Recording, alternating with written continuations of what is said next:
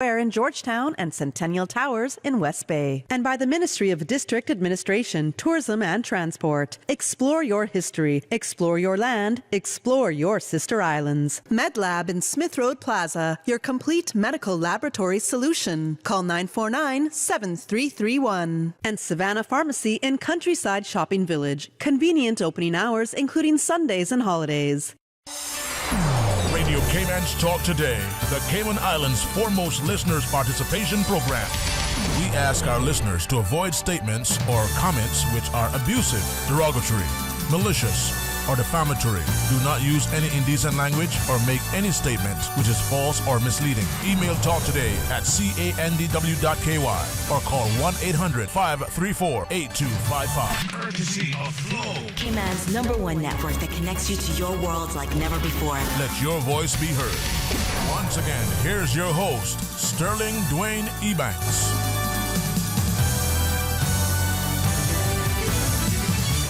Hey, good afternoon and welcome.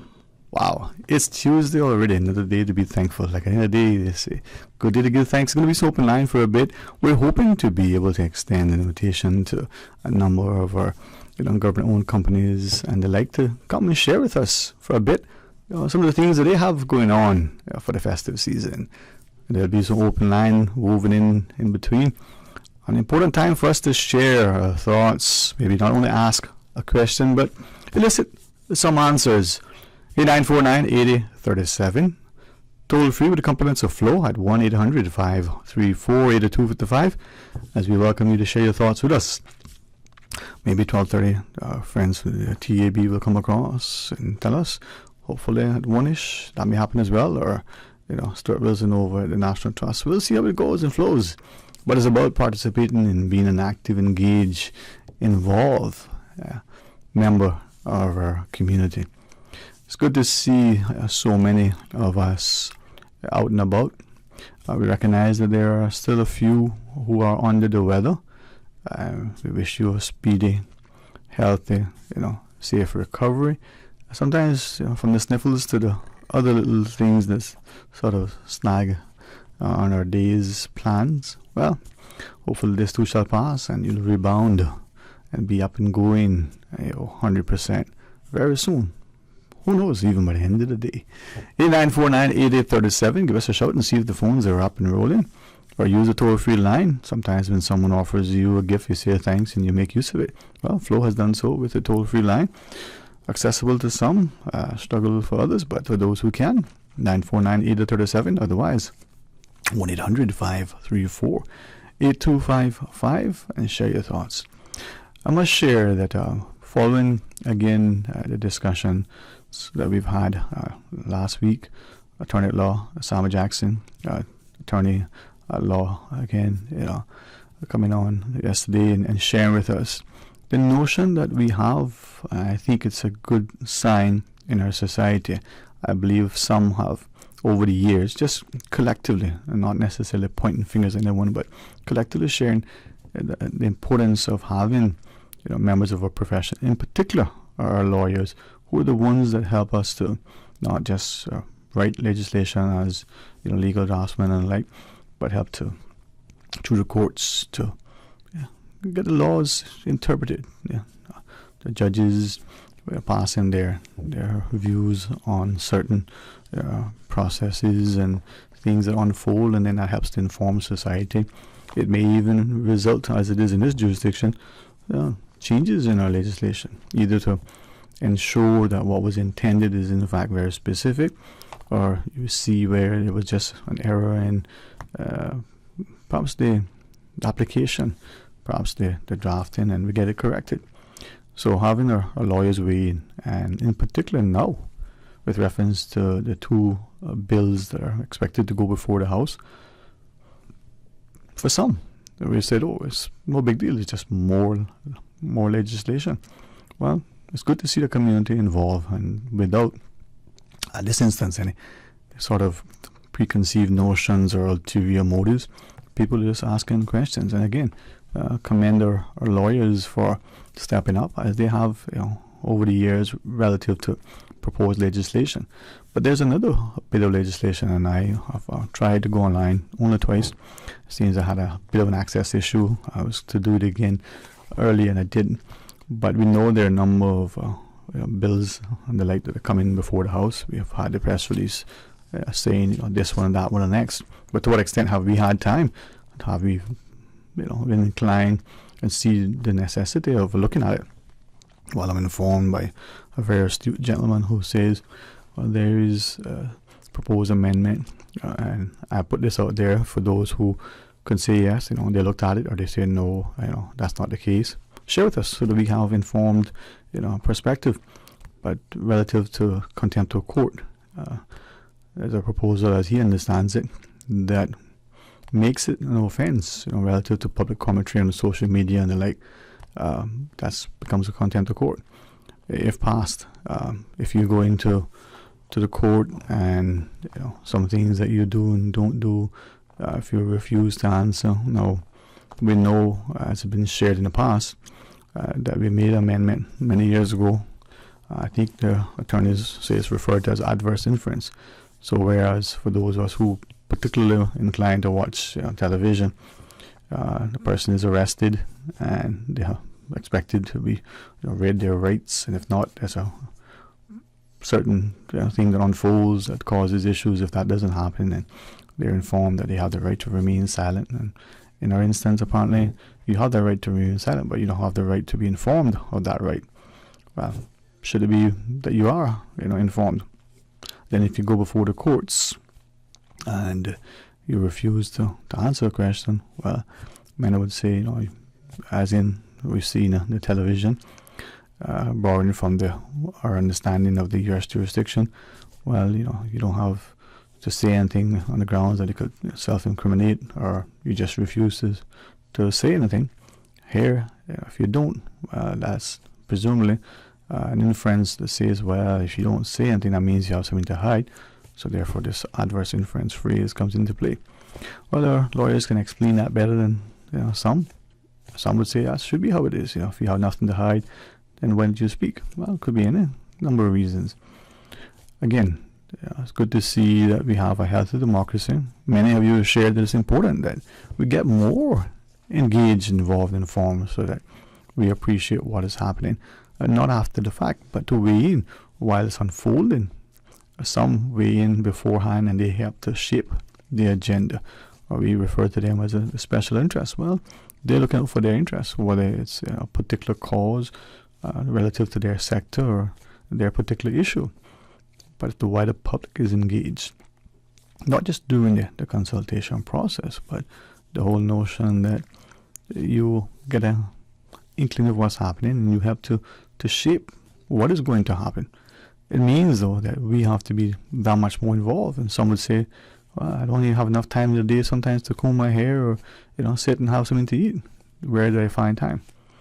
Well, that's just it. We all are meted out the same amount of time in terms of how many minutes, hours, and seconds are in a day.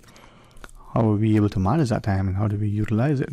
Maybe defines the difference between success, not just the financial success, but the whole process of achieving something that brings greater satisfaction, reward, and contentment to us. Well, let's give us a shout on this truly terrific Tuesday.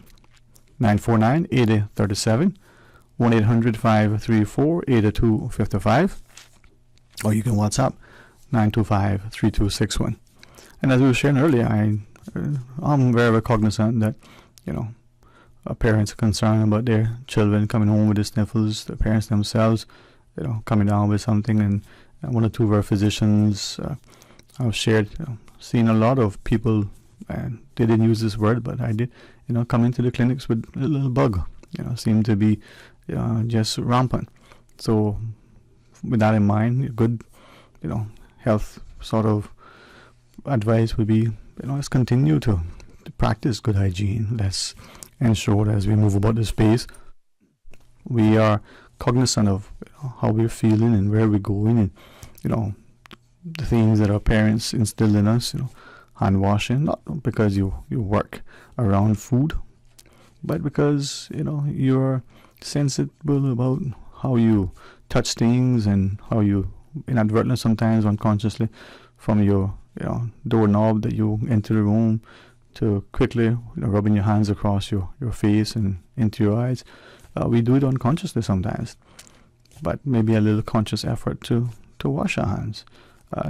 Let's not forego assembling and festive time of year, especially socializing, but let's make sure that we are, as we would with the potato salad and other food items, ensure that they're properly prepared and chilled so that we don't increase the possibility of someone getting sick. Let's be otherwise. All right, Miss Susan is in charge. We're going to pause, take a quick break, and we're going to have the phone lines open and take your calls. So stay tuned for Talk Today. They say variety is the spice of life, and that's why at Subway we're introducing the new boneless hot sub. Say what? The premium sub brings new ingredients like spicy breaded boneless chicken, French's crispy fried onions, and buffalo wing sauce, bringing a zesty and flavorful experience with every bite. Add some of your favorite veggies, cheese, and ranch sauce of your choice of freshly baked bread for the ultimate boneless hot sub. For a little spice in your life, try the new boneless hot sub from Subway. So good and tasty. And make it a meal with a drink and chips or cookies. Subway. Eat fresh. For medical lab services in Cayman, go straight to MedLab. Blood test, x-ray and mammogram, all of that is MedLab. Affordable fees and friendly service, a full professional team. MedLab is always comfortable, MedLab is always clean. For medical lab services in Cayman, MedLab. Did you know that ValueMed Pharmacy has a free online prescription service? Managing your health and medical requirements has never been easier with ValueMed. Simply visit value-medpharmacy.com. That's VALU-medpharmacy.com and click the Refill Prescriptions tab on our website. Fill in the information for new prescriptions or refills and choose your preferred pickup location. ValueMed on Walkers Road or Town. Then bring in your original prescription from your doctor when picking up. There's no need to stand in line and wait for your prescription. Save time and pick up prescriptions at your convenience by visiting value-medpharmacy.com. That's VALU-medpharmacy.com. It's Tuesday, and you know what that means. It's 2-for-1 Taco Tuesdays, and it's happening all day long at Tucker Restaurant and Bar in East End and in West Bay. Who doesn't love tacos, especially when it's 2-for-1? Featuring specialty tacos like peanut chicken, blackened fish, pulled pork, vegetarian, coconut shrimp, and of course, all of your favorites. Enjoy 2-for-1 tacos and 2-for-1 margaritas every Tuesday at Tucker Restaurant and Bar, all day long, located in East End and in West Bay. Health Services Authority is now offering online payment options for patients. Patients of HSA can now pay their bills, including deposits, towards scheduled services online at payments.hsa.ky. The secure, new online payment system accepts debit or credit cards and is in addition to the available payment options of cash, check, and online bank transfer. For quick, easy, and secure payment directly from your phone or computer, visit HSA's new online payment system at payments.hsa.ky. Talk today. But I do have some questions.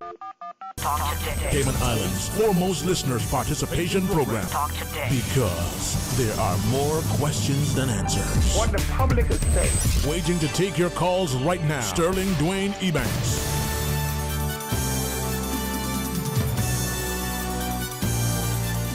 Hey, good afternoon and welcome back, and thanks for joining us. It is open line, and we go straight to our phones. Hey, welcome. Good afternoon, and thank you so much for calling. Hello, good afternoon. Yeah, good afternoon, Sterling. Hey, good to hear from you, man. How are you? How you doing, brother?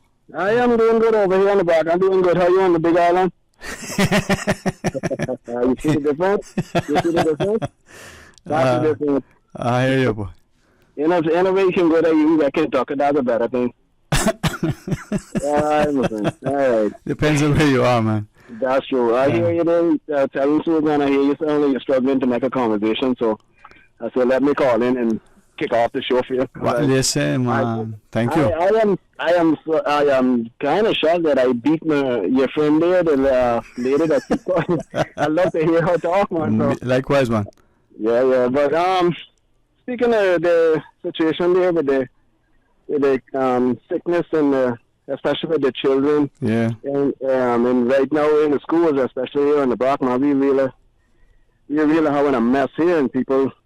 It seems like some people just trying to keep it quiet of what's happening, but I can't help but just to blame it, and I don't like to blame because in a sense my father say, you don't point finger because the other four will be pointing back at you. But when you stop and think, every time that these schools especially has a break, which is vacation time for the staff to go to other countries and spend time with their families or whatever the case may be, or wherever they go. Every time they return, every time these different individuals return, especially in the schools, we have outbreaks of this sickness in the schools over and over and over again. Now, we are coming up on the Christmas break, and right now, it's a horrible situation of what these children are suffering in the hospital here with the sickness because of what everybody calling a flu. Well, you call it what you may. I can't stop nobody from calling something what it is. But the thing about it is, even though if COVID or the viruses of COVID is still around, which we're quite sure it is, but the people are still not taking no heed, no warning, whether they have to keep their self sanitized, or if they feel like they're vulnerable to something to protect someone else. Let me give you an example, Sterling. I was down by the airport some days ago waiting on my son to collect his stuff from customs, and a lady came off the flight, and I know the lady, and for some reason something said, don't pay her no mind, just make her get in her car and go. And it so happened that the next day she tested positive for COVID. You see where I'm coming from? What if I had go out there and approach that lady and welcome her back on the island, offer her flight? You see what I'm saying? These are the things that are being mislooked and just don't care. If you ask me, it's a big problem, is this don't care attitude of what we are going through. Because if it's not something that affecting the older ones anymore, is we got to realize that the children are vulnerable to these sicknesses. And I would like to see where the government either make it mandatory again to have these people, once they leave the island, to test themselves before they go to work. Because I know for certain, Sterling, that they're not testing when they go back to work. And this is where the problem comes in on this small little island. For the children to be suffering for people that don't care anymore. It sounds kind of rational to be bringing back up this COVID situation. But if it's something that is causing a problem, I think something needs to be looked into it. And health services need to press down on these travelers, where they're going, when they're returning, and where they're going back to work, especially in the schools, because they are talking about hundreds of children. Something needs to be put in place early. In addition to what you shared, though, if the testing and the like, and I think as I listen to you, I'm inclined to share that on one hand, where's the level of personal responsibility? And I don't want to say the word, common sense or so on, but what about us as individuals being sensible and sensitive in what we're doing? Or is it that we're being driven either by our own pursuit of money or the pressures of our jobs, either from our employers or the expectations of customers, that we got to keep going? So if you're not feeling well, you just can't take a day or a minute to get better. You got to keep going, or you risk losing a customer, losing the dollar, or losing your job. Well, if you ask me, it's all of the above. Because the whole issue about it is they feel like they got to get back here, they got to get back into work and make their salary. They don't feel like they need to stay home, call in sick and say, okay, I don't feel able to come to work because I feel like I have a serious flu or a serious fever, whatever the case may be. I need to stay away from my job, whether it's in accounting department of the schools or the hospitals or construction, whatever the circumstances are. The people need to, like what you just said, and I will say it, use common sense. But like what my father said, when common sense was handing down, very few were in line. Very few, Sterling. So if you don't have common sense, you cannot use caution. And these people just don't care, Sterling. Is the word. That is the word in capital. Don't care. If they had care, they would remember that people are still struggling in the situation and try to make sure that these things do not continue spreading. Because right now, where China had a new outbreak again and went under lockdown, they found cases on the news, on CNN brought it on, that they found cases of the same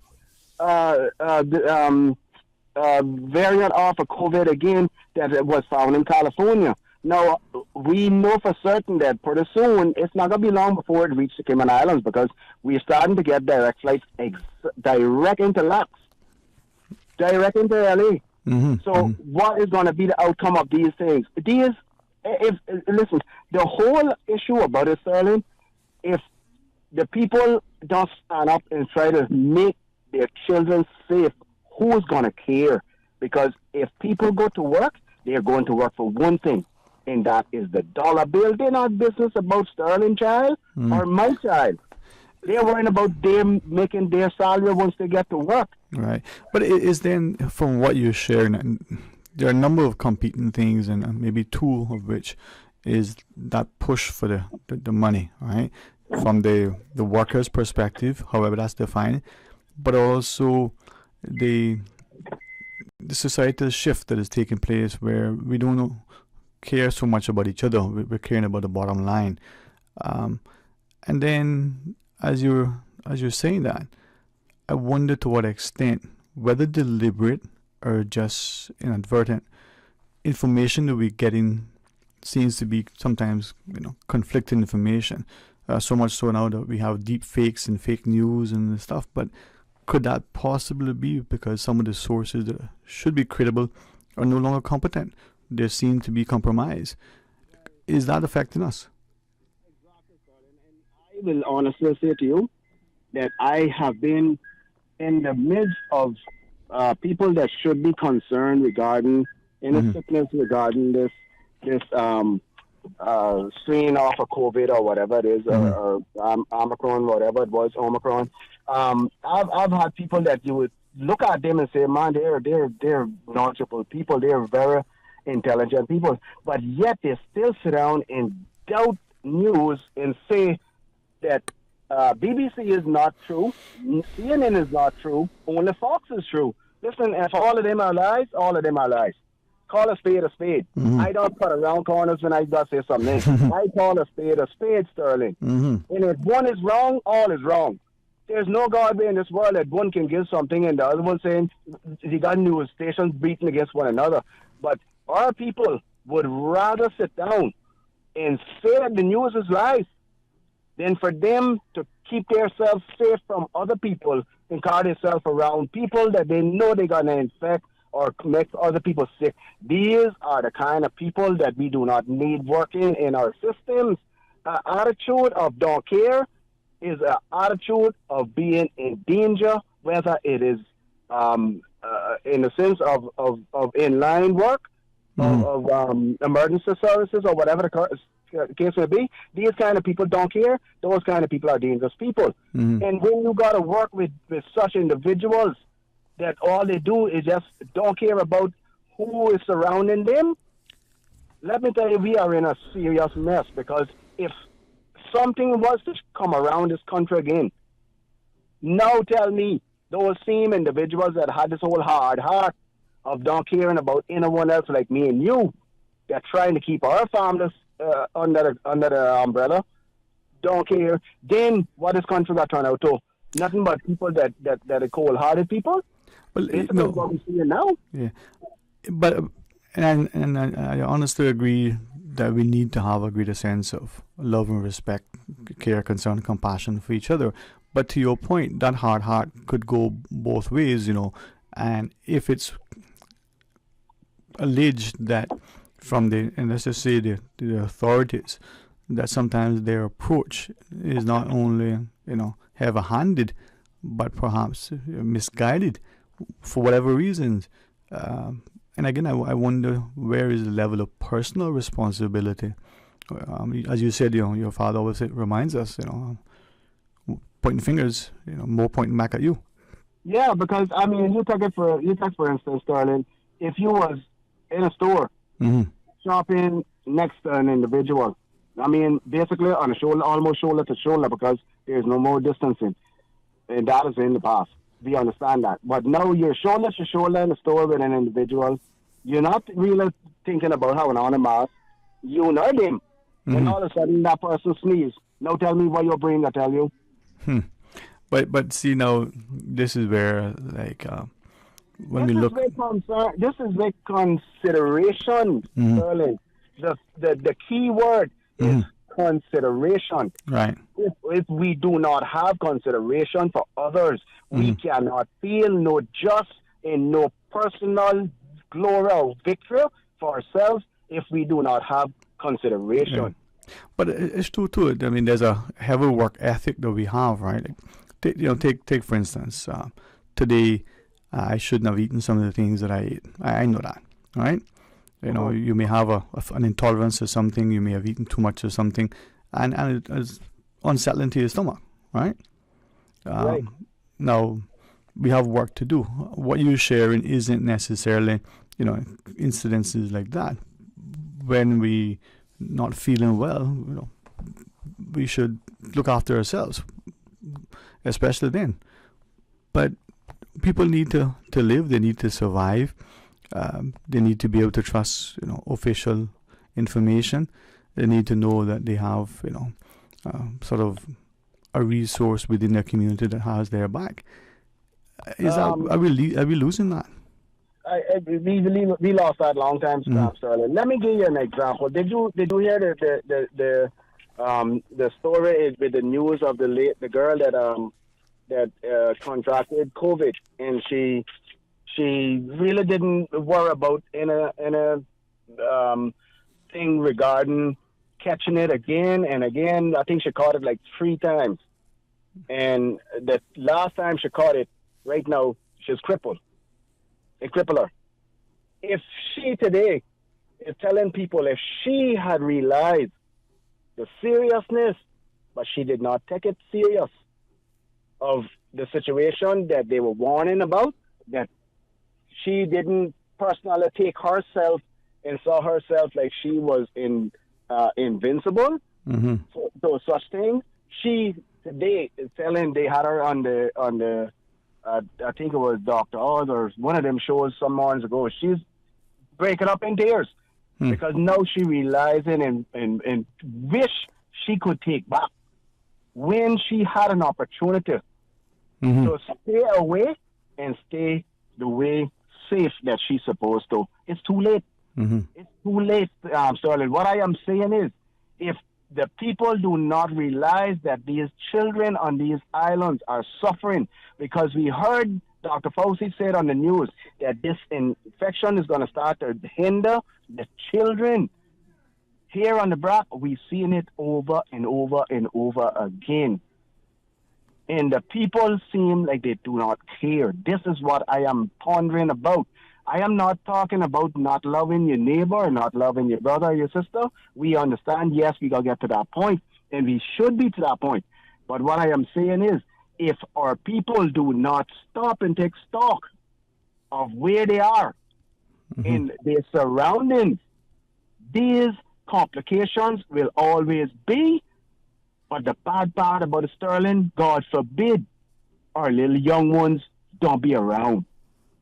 Because right now, if I was to tell a mother to come on this talk show and tell you what their children just suffer through, Sterling, it would be without the whole Cayman Islands go under silence because people not really realizing what this thing is doing to the children, and people are more or less being hush-hush under the table. Mm-hmm.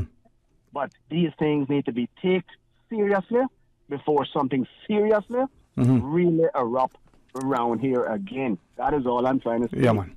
Well, I appreciate you sharing that, and always appreciate you listening and sharing your thoughts, man. Always give us much. I'm always backing you, man. Don't worry about that. I appreciate it, man. I'm from Georgetown, but I'll back you. I know you're from the Republic.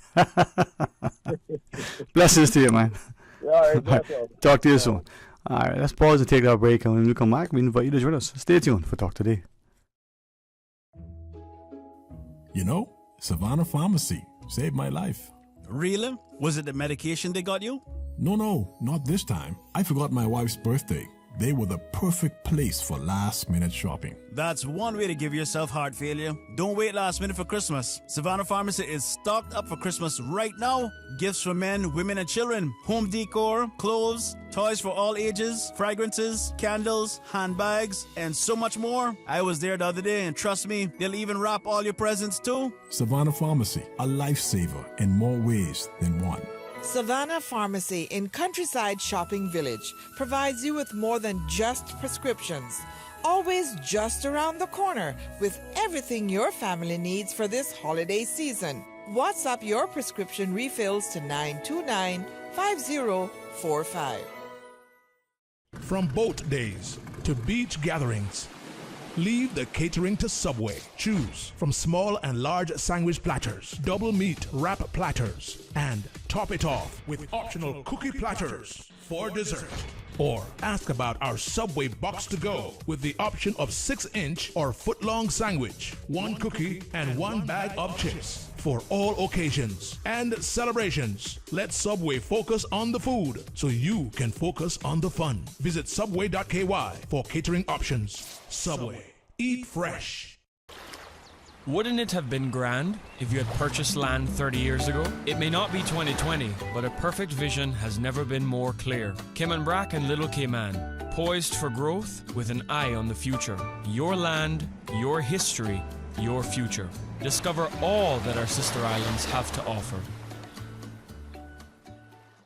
It's the final sale of the year at Reflections with up to 50% savings on selected famous brands such as Nike, Reebok, Puma, US Polo, Adidas, Levi's, and Dockers pants for men and women. This holiday gift-giving season, Reflections gift certificates are the easiest way to share your love with friends and family. Levi's and Dockers holiday collection just arrived. Discover your new style and enjoy huge savings on shoes, bags, accessories, and the most fashionable clothing for all your holiday parties. Hurry in today. Purchase Reflections gift certificates for everyone on your shopping list and outfit yourself from their finest holiday collection. Don't miss up to 50% off savings at Reflections Holiday Sales Event. See yourself in Reflections. Open 9 a.m. to 8 p.m. Monday to Thursday and until 9 p.m. on Fridays and Saturdays. Reflections is located on Sheridan Road across from Napa.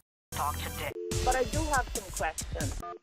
Talk today. Cayman Islands' foremost listeners participation program. Talk today. Because there are more questions than answers. What the public is saying. Waiting to take your calls right now. Sterling Dwayne Ebanks.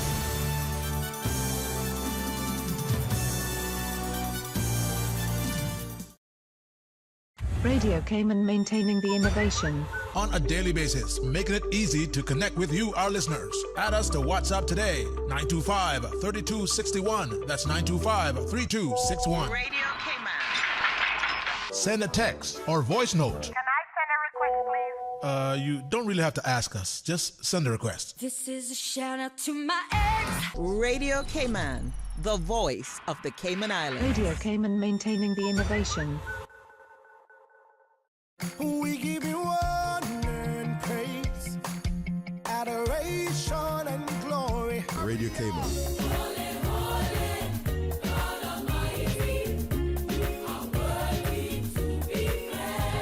Praise time. Praise him, praise him. Come and let's praise the Lord. Come and let's praise the Lord. Praise him in the morning and in the evening. Oh, let's praise the Lord. Praise time in the morning. Praise him, praise him. Weekdays 6 to 6:30 a.m. Radio Cayman, waking you up. Rock my soul in the blues of my faith in your hand. Rock my soul in the blues of my faith in your hand. Praise time. I know he cares.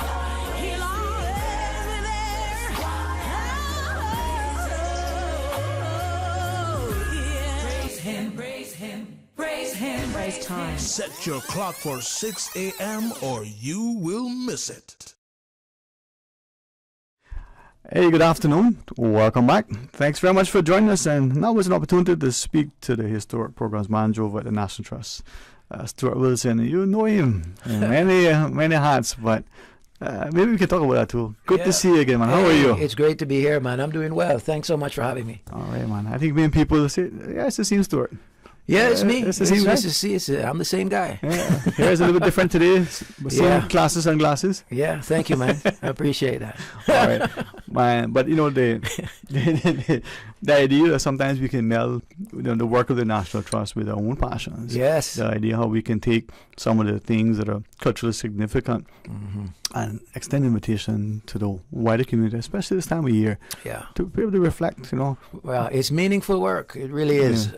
And we got 12 historic sites, as everybody knows, that we kind of, the Mission House is really the flagship site for the National Trust, where we kind of ground zero for a lot of our cultural exchange and cooking classes, cassava cake classes, and all kinds of wonderful things that we do, tours. And it's really a point of outreach for us, the Mission House. This year, we're going to be having a Christmas caroling at the Mission House, and it's going to be featuring the National Choir.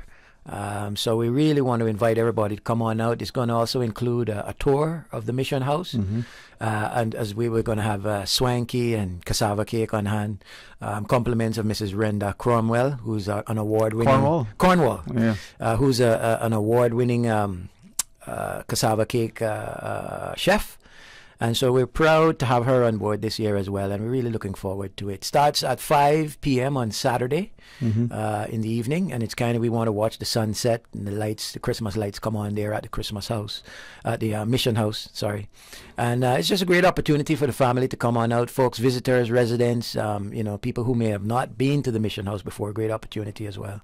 And I mean, 5 p.m. is not long this time of year that the sun will soon be set. Yes, It's we'll be singing the carols, I think, for maybe about an hour, and then the tour will take up some time as well. So it's kind of we're billing it as a sunset kind of an event. As you know, the days get a lot shorter in December, so I imagine maybe around 5:30, 5:45, it'll be getting a bit darker over there, and so especially up there so far east that the sun isn't. That's true. That's true. It certainly probably be dark there before it's dark in West Bay. So the light always on in West Bay, man. Yeah. The West Bay, the republic that never sleeps, eh? I have some things to share, but let's be. I love West Bay. It's really, and as somebody in culture now, and with my time with the National Trust, I've realized that a lot of culture has emanated out of West Bay. Borden Town was the first district, but I think as time went on, a lot more sort of cultural aspects, started coming out of West Bay, and you realize that from, when I was a young boy, one of the first places that you could hear reggae music was in West Bay. Those people seem to always catch on to cultural things, quickly.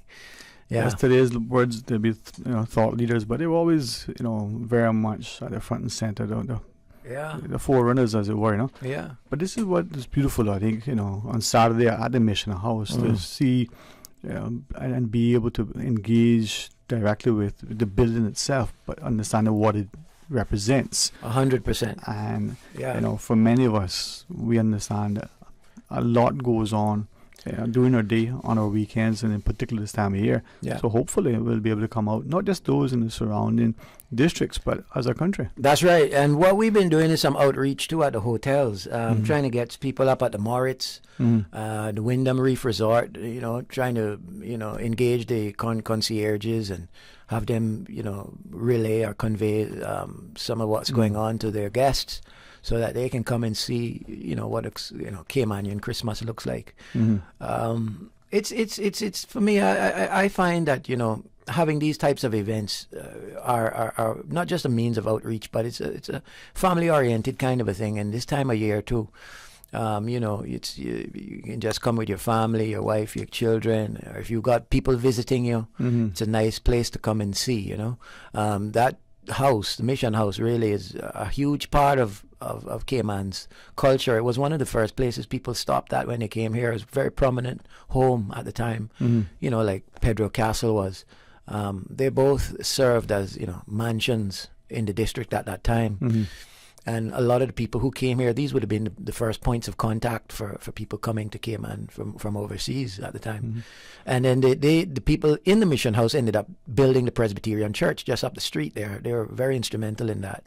And that's the church where I was baptized as a baby and where my parents were married. And so there's a lot of history in that district for me as well. My mother's from Bodden Town. And, it's like a coming home for me. And so I find that my time at the National Trust has been really enriching, and from a personal perspective as well. So we're hoping people come along and enjoy the carols with the National Choir at 5 p.m. on Saturday. I think it's going to be a great time. Are you going to sing? No. I'm going to sing along with the choir, I say, sometimes I think it's it would be like going fishing in an aquarium. You know what I mean? It's a conflict of interest, So I say, sometimes it's good to really just be an observer and appreciate some of the other talents that we have in this country, because we've got so much going on, and it's just good to kind of be a part of it sometimes from a different perspective, But those of us in the audience, we can sing along. The Paulo Familia carols that we 100%. They're going to be all the staple carols that we sing every year.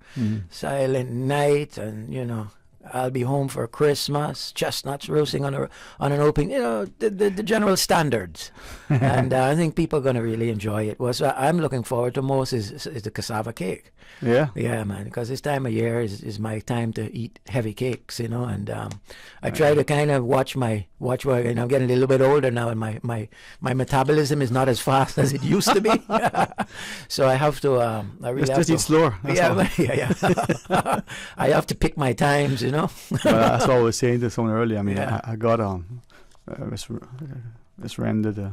Anyway, she's a top class chef, man. She knows what she's doing, and she does some of the classes for us too. At the Mission House. But I want to encourage people to come on down, man. It's a great way not just to enjoy it, but you're also supporting the National Trust and what we do. Some of these older homes that we maintain, the atrophy on them is extremely voracious. I mean, they deteriorate at an alarming pace, and so we have to do all that we can from a financial or whatever the case may be, or just to kind of upkeep is a huge thing for us. So the tickets are $25 for adults, and $20 for kids. And it's 10% off for National Trust members. And anyone interested in coming along can do so by calling the National Trust. It's actually $15 for children, and $25 for adults. 10% off. So 15 is 15 under? Yeah, children children we would say would be 15 and under.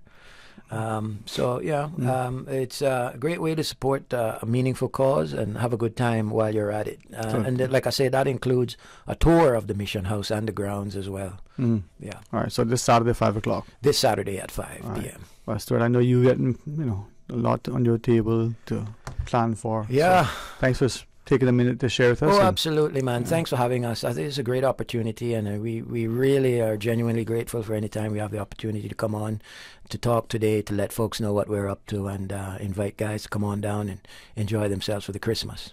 Perfect time, man. Thanks again. Thank you so much. All right. Okay, cheers. We're going to pause, take a break. More talk today when we come back. Today's biggest news. Radio Cayman. Your voice, your choice. Local, regional, international. This is Headlines from Radio Cayman's newsroom. Today's biggest news. With your latest headlines, I'm Felicia Rankin-Solins. The Needs Assessment Unit will close at noon for a staff function on December 8th, and on December 9th, the NAU will conduct district visits in Bodentown and West Bay.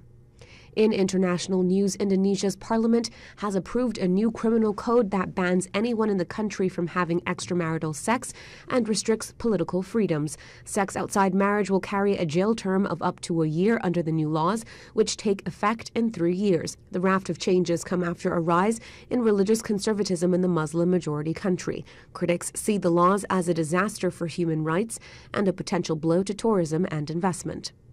Actress Kirstie Alley, best known for her role in the comedy series Cheers in the 1980s and 90s, has died of cancer at 71, according to a family statement. Alley won an Emmy Award and a Golden Globe for her role as a pub manager and waitress on the popular TV series. The Kansas-born star also appeared in the Look Who's Talking film series and the TV sitcom Veronica's Closet. These are your headlines. I'm Felicia Rankin-Solins. For the latest in news and information, follow Radio K-Man on social media, Facebook, Instagram, Twitter. Download the Radio K-Man app or log on to our website, radiokman.gov.ky. Radio K-Man is pleased to feature this special Sister Islands historical vignette brought to you by the Ministry of District Administration and Lands. Explore your history, explore your land, explore your Sister Islands.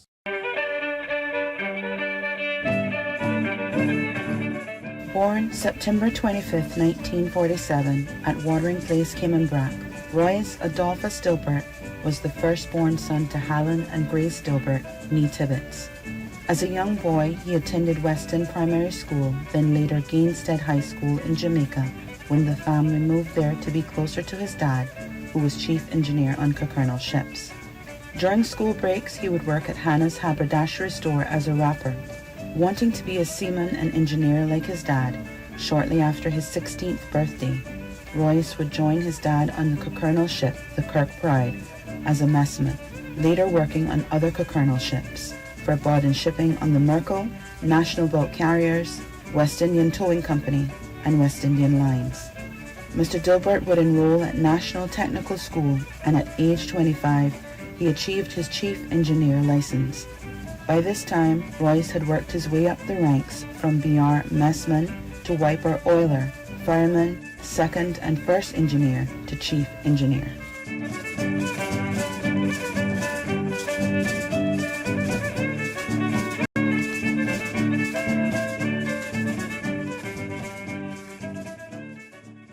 Radio K-Man is pleased to feature this special Sister Islands historical vignette brought to you by the Ministry of District Administration and Lands. Explore your history, explore your land, explore your Sister Islands. Explore your history, explore your land, explore your Sister Islands, the ultimate staycation experience. Your culture, your freedom, the land that time forgot isn't gone. It's your Sister Islands. Discover all that our Sister Islands have to offer. Talk today. But I do have some questions. Talk today. Cayman Islands' foremost listeners participation program. Talk today. Because there are more questions than answers. What the public is saying. Waiting to take your calls right now. Sterling Dwayne Ebanks.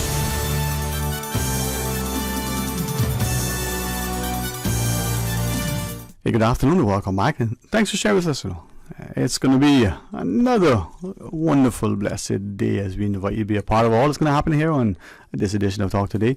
8949-8037, toll free, the kind compliments of flow. If you wish to share your thoughts on that line, do so. 949-8037 or 1-800-534-8255, or you can WhatsApp 925-3261 and share your thoughts. Kind of like when you hear, operators are standing by now. Well, Miss Susan's right there to take your call and put you in the queue, have you join us and share your thoughts with us. It's amazing how this year seems to have just, for many, just slipped away. And for others, they're like, wow, it's the end of the year and still so much to do.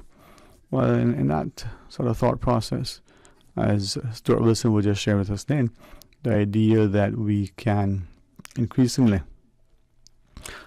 take time, spend with family and friends, whether they're visiting us or whether we have to somehow enjoy the wonderful company from afar to make time and be a part of the many different festivities that are unfolding this particular time of year. And in it, maybe reflect on all that has happened. I often, in an attempt to joke and jest, say last year and the year before were 2 long centuries. And it feels that way for many.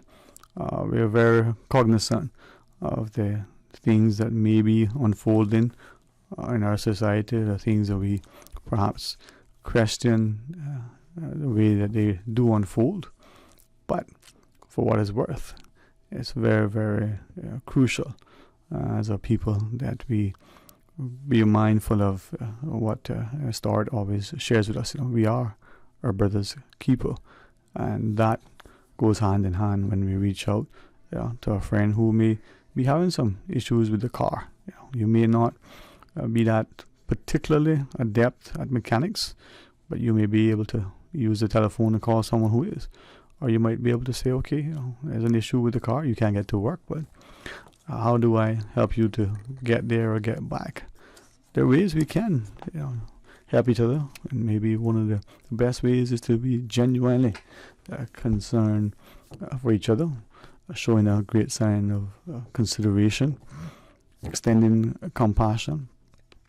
And even if it's a case where we have not experienced that thing, so we don't have the empathy as it is, but we certainly should have some element of humanity. And it'll be surprising to see how often the things that we do can materially and in a very positive way affect each other as we go to our phones. Hey, good afternoon and welcome. Thanks for calling. Unique ways. Hey, good afternoon. Welcome. Thank you for calling. Okay, we'll get that connected up. It's all good sometimes. You sure? Yeah, yes, Brother George. I am sure, because it's like that good Cayman Airways flight. You know that it's not only going to be an enjoyable flight. It's going to be safe. Okay, that's true, sir. Well, I'm not going to put it on my phone. I can't afford it. Huh. So you cut off the 1-800 number. I don't know what's going on, but anyway. Yeah, you've mentioned that to us. We have mentioned it up the chain, and be honest with you, the response has been that is working. But as you shared, when you dial it from a flow number, you're still expected to pay for it. Yeah, you have to pay for it.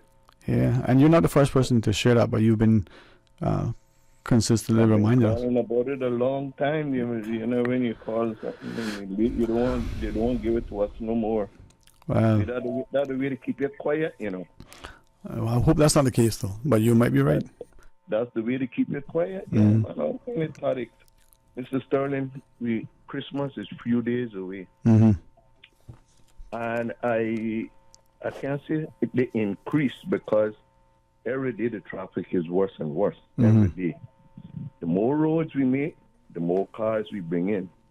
But I just want to put this out and ask the people, because right now I get to the stage that I am afraid to go out on the road. I'm afraid to go out on the road. There is no respect for another driver. I've seen it happening every day. They overtaken on the left. Mm-hmm. A few days ago, I was going into town, and I was passing somebody riding a bicycle, and I was right behind the person, and a car didn't see the bicycle, was in front of me, and that car was by my left-hand front door. Wow. And they had to just go slow down and go back behind me. I don't know what is happening with these drivers on the road. We can't say foreigners, because I see plenty of Caymanians doing it. Mm-hmm. So you can't say foreigners. But I don't know what the traffic department going to do, but something needs to be done, because I know in my time we was on it. Police can't be everywhere, Right. You can't blame them, and I know they're out there. But the onus lies on the drivers themselves. Right. The lies on the driver themselves. They have to respect themselves and other road users. Cayman not that big. You're going to get where you're going if you drive in time. But all like Linford Pearson Highway and the other road that coming down there from just before you get to the first on the run coming up. That road in the back there is called Bar Cam Road. Oh Lord, lone plane landing on that. That's a runway.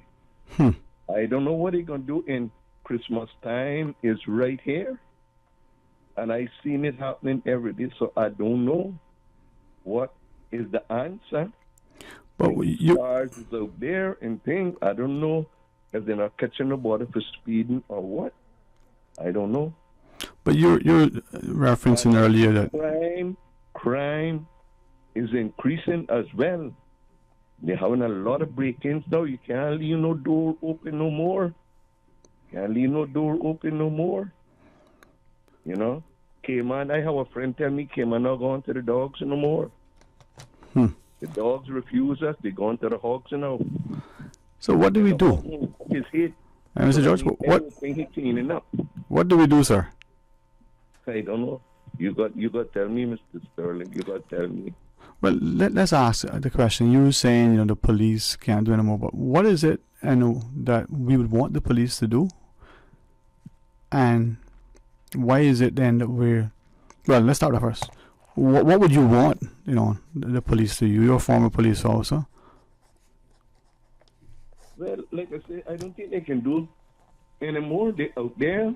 Only thing, sometimes I don't see it happening too much. They could set up traps. We used to park in places like where we know, it's a lot of speeding going on. We would park in places to the oncoming vehicles and stuff like that, and use our radar gun. I mean, I see them in the morning. You know what time cars be speeding? Not when the school buses is on, Not then, because I notice policemen doing radar checks when school buses on. That's when traffic is back to bumper to bumper. They're not speeding then. You know what time? I live in Bordentown area, and sometime if I got an appointment in town, I not leaving home 7 o'clock. I leave home 5:30 in the morning, and I see Learjets passing me. Yeah, Learjets passing me 5 o'clock in the morning. That's when the police need to be out. Okay, I hear that many would say, well, a stronger police presence, but then two things, and I'll ask you to help me to understand that. They're people too, right? They have their lives, but more importantly, what about, again, something I've said a couple of times, personal responsibility. What about we as a society trying to figure out what is it that we can do, not only on the individual level. We know we're speeding, maybe because we're late, maybe we just lack some sensitivity. So, we must interact with friends and family. Are we checking each other? Are we asking of each other to be our brother's keeper, to be sensible, and not waiting for some sort of stick to keep us in line, but understanding the importance of being sensible in what we do? Mr. Sterling, you know something? I don't think that I have ever been late for anything in my life. I hope I'm not late from a funeral, but I have never been late for nothing. Any job that I've been on, a half an hour before the time. That is responsibility. I know people going to work. Good friends of mine they have to be to work at 7 o'clock, living in Bordentown, and leave 7:15. And I say to them, but you could get a flat going along the road, something could happen to your car. They could have a roadblock along the road. They could have an accident along the road. But if you leave in time, get down and park where you usually park. If you go catch a little 15-minute refreshing nap, do that. But you living in Bordentown and leave Bordentown 7:15 to get to work 7 o'clock. But then you said a couple of things. If we build more roads, we get more cars. We get more cars, we need to build more roads. And then there's some of us who are driving in not just an erratic fashion, but others would say very senseless and dangerous. How do we address that? Even if the person isn't rushing to get somewhere, that's the way that they seem to think that they need to drive. How do we address that? Hi, Mr. Sterling. We got plenty of questions and more questions and answers. But another thing again, the loud music in the car. Sometimes it passed my house and I think it earthquake. Boom, boom, boom. Boom, boom, boom, boom. In my time in the traffic department, that couldn't happen. It used to happen, but as finding that we could find them, we would let them know. They can't have that kind of music loud like that in the car. You play it for yourself because I don't want to hear the boom boom. Okay, so what do we do about that then? What's the solution, or is there a solution, and what is it? I guess go sit down, figure it out. And I asked that, Minna would say one of the challenges is enforcement, not just enforcement of laws by the police or other authorities, but the societal norms. Is it now acceptable that that music being so loud from the cars, that's okay? Is it acceptable for other behaviors that we see and that we're complaining about? I mean, if the society is willing to accept certain things that mean offend other societies, but it's okay in this one, that's on us, right? Yeah, but Mr. Sterling, I'm saying there are many more questions than answers that we got.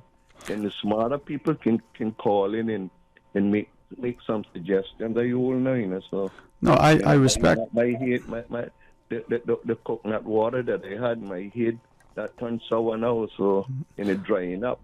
But Mr. Sterling, I'm still waiting on you to get that situation that we talk about. You can call me when you get to it. But you have a good day, sir. And let me hear what somebody else got to say. Thank you, sir. I don't want to touch the third-story buildings right now. I don't want to touch that, but I'm gonna touch about that time soon. All right. Well, I always appreciate you sharing your thoughts. Thank you very much, sir. And it is open line 949-8037, 949-8037. There's a flow toll-free line, as the caller just shared. He has had a couple of challenges in relation to calling, where, like some of you, he has said it publicly. When you call, even though he's calling from a flow number, it says if you stay on, you'll be charged. We've brought that to the attention of the requisite entities, and we're told it's addressed. So hopefully it's not an issue that will present itself, but if it is, hopefully we can get it resolved. But to the caller's point, is it lack of enforcement? And is that enforcement also because of our society's willing to accept certain things? Is it that we think, well, it doesn't really make any sense, or is it that, well, it's not really that big an issue? Take for instance, cars coming on the road and it's blaring some music, has a good investment in the sound system. It's not driving it erratic. There's nothing other than the loud music that would seem to be an issue, even if that is considered to be an issue. Now, is that okay? Or is it something that the society will say, well, it's okay if you're doing that in a parking lot at some sort of function. There's an event to demonstrate the sound, but not driving on the road. And is it that it's not sensible because it could affect the convenience and enjoyment of others, the safety, even of yourself, if there is an emergency vehicle? Who knows? But again, it comes back to what society is willing to accept, what it considers, to be the norms and values. Now, they probably change over time, and when they do change, is it a reflection of not just a change in society, but as some would share, the decrease in standards? Looking at a message that's come through, and as I have an exchange with a few of the individuals here sharing their thoughts, this individual probably best captures it and say that, we can point fingers and say it's them, whoever they are, or we can look inward and question, what did we do in our earlier years that was considered going against the grain, and is it that we have a clear, defined, shared sort of ethos as it is? And I'll look at the other comment from this individual. What is it that we're sharing? Yeah, it's perhaps share this sentiment from one of our listeners. To Mr. George, who says, people like you should be running this country.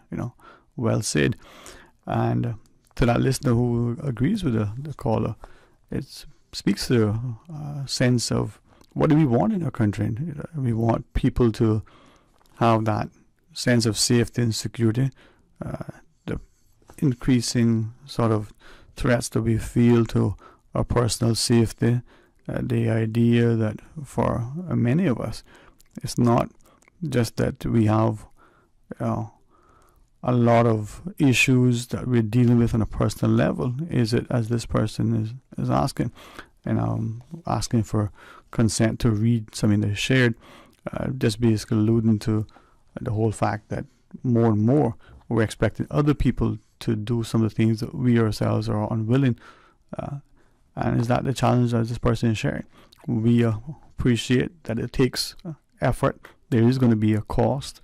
It may be a financial cost. It certainly will be the cost of our time. But for some, as this person is sharing, there's a cost that we may be seen, by others, not just the stranger, but the people with whom we interact with more frequently, as being going against the establishment, as being conspiracy theorists, as being contrarian, words that sometimes have negative connotations.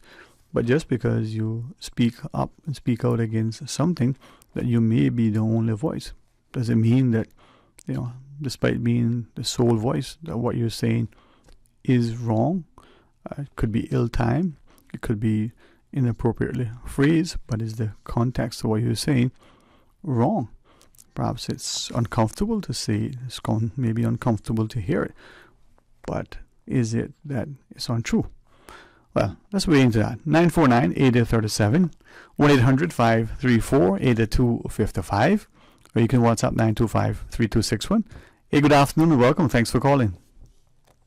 Sound like you need some company. Always, good to have good company. How are you? Oh, not too bad. And I just got in the car and forgot something, and I'm like, oh no, I can't turn back now. but I'll catch you on that another rebound. Yes. So what's the topic today? Well, it's open line, so the topic of your choosing. I can suggest a few based on what has come to us. But what would you like to talk about? Well, I'd like to talk a little bit more on my conversation yesterday in regards to the who we're billing for. Okay. Yeah. So it just bleeds my heart when I came through West Bay a couple of evenings ago to see the development that's going on, and I just wonder how much our people in that district will have the opportunity to rent or purchase one of those apartments that is coming up there. And Sterling, when we give this free concession to these investors here in Ireland, I think we need to ask them what they can do for our people.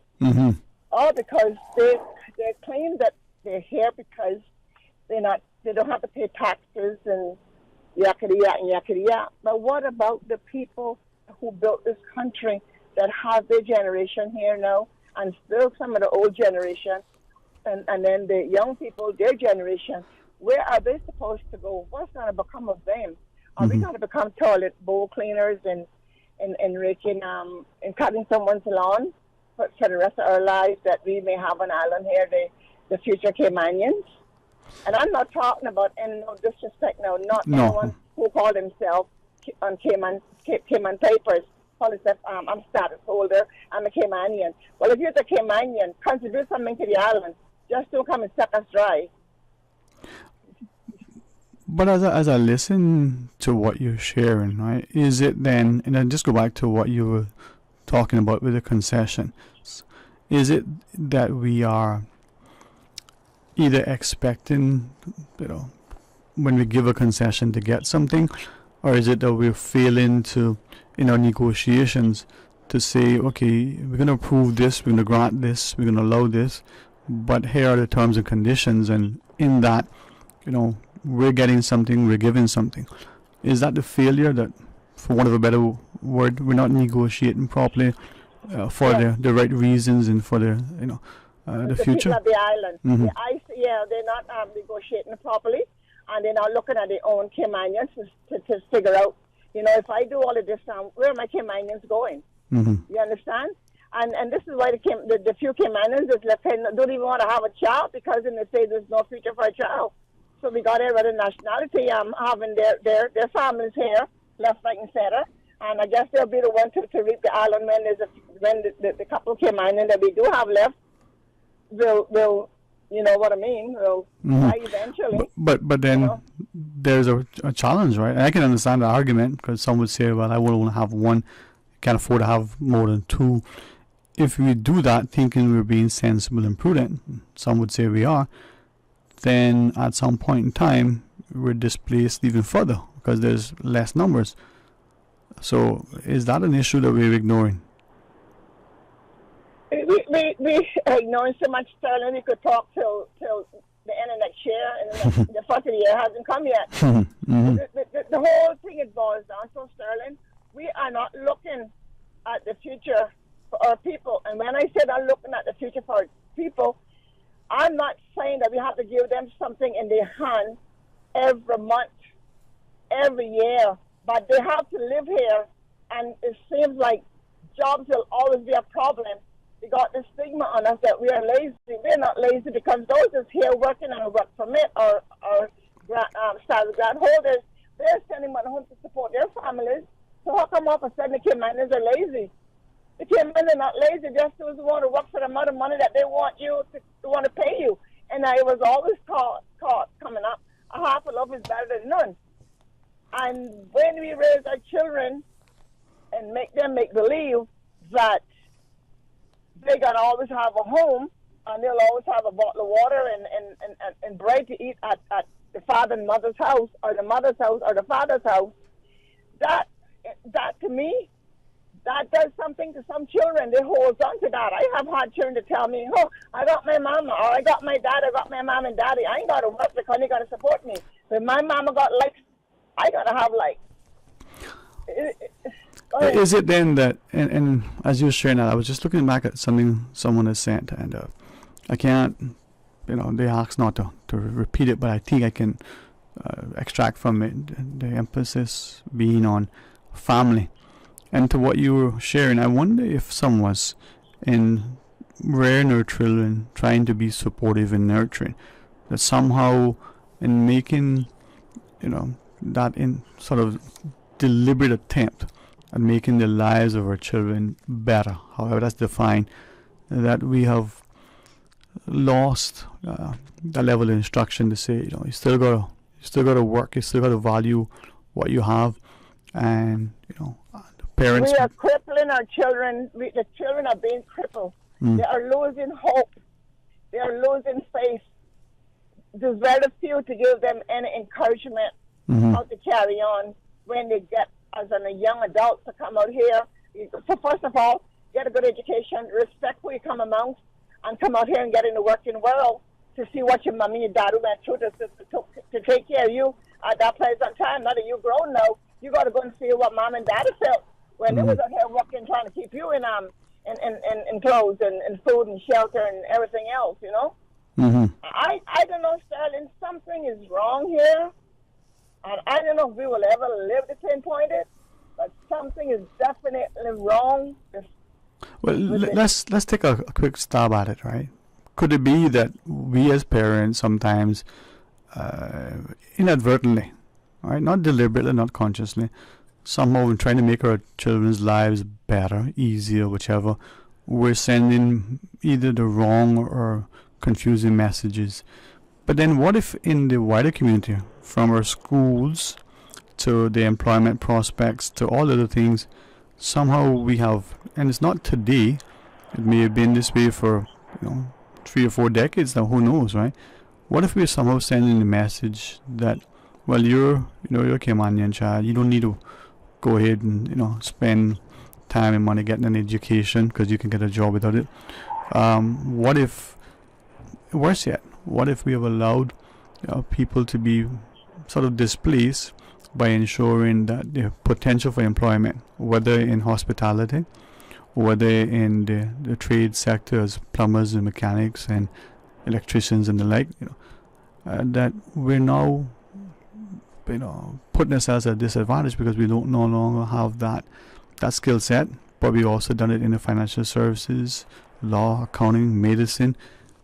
Is it that, whether deliberate or just misguided, we've created this void in our society where our own people no longer have the skill sets? And I think it's a mixture. I think it's a mixture of both of what you're saying right there, Sterling, because we got children in the homes. They're not cutting the lawn. They're not washing the house windows. They have a helper inside the house, and sometimes it sits down and order on what they want, and the helper pass it to them, because if it doesn't pass it to them, I'm going to tell Mama when she come in, Mama going to come, why don't you get us to my child and everything I'm paying you for? What kind of example are you setting for your children in front of a helper? My helper's only there temporary. But then, is that part of the problem? We have gotten to a space where either it's required, expected, or somehow we have concluded that we need a help in our house. If you want, I'm mindful that we have the break. I always enjoy talking to you. Do you want to continue after the break, or? I'll stay right here. I ain't going nowhere. Oh, I always appreciate that tenacity. Let's pause, take a break. When we come back, more Talk Today. They say variety is the spice of life. And that's why at Subway, we're introducing the new Boneless Hot Sub. Say what? The premium sub brings new ingredients like spicy breaded boneless chicken, French's crispy fried onions, and buffalo wing sauce, bringing a zesty and flavorful experience with every bite. Add some of your favorite veggies, cheese, and ranch sauce of your choice of freshly baked bread for the ultimate boneless hot sub. For a little spice in your life, try the new boneless hot sub from Subway. So good and tasty. And make it a meal with a drink and chips or cookies. Subway. Eat fresh. Busy, busy, busy. Feel like there's not just enough hours in the day.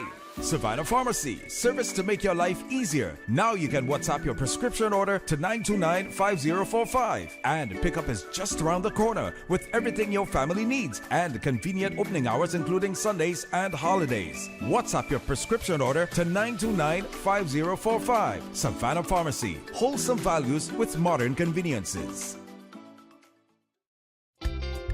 For medical lab services in Cayman, go straight to MedLab. For a full range of medical services, pleasant, clean and comfortable environment, no long lines and affordable fees, visit MedLab at the Smith Road Plaza. Open Monday to Friday, 8:30 a.m. to 5 p.m. and half day on Saturdays. Call 949-7331 to make your appointments. For medical lab services in Cayman, MedLab.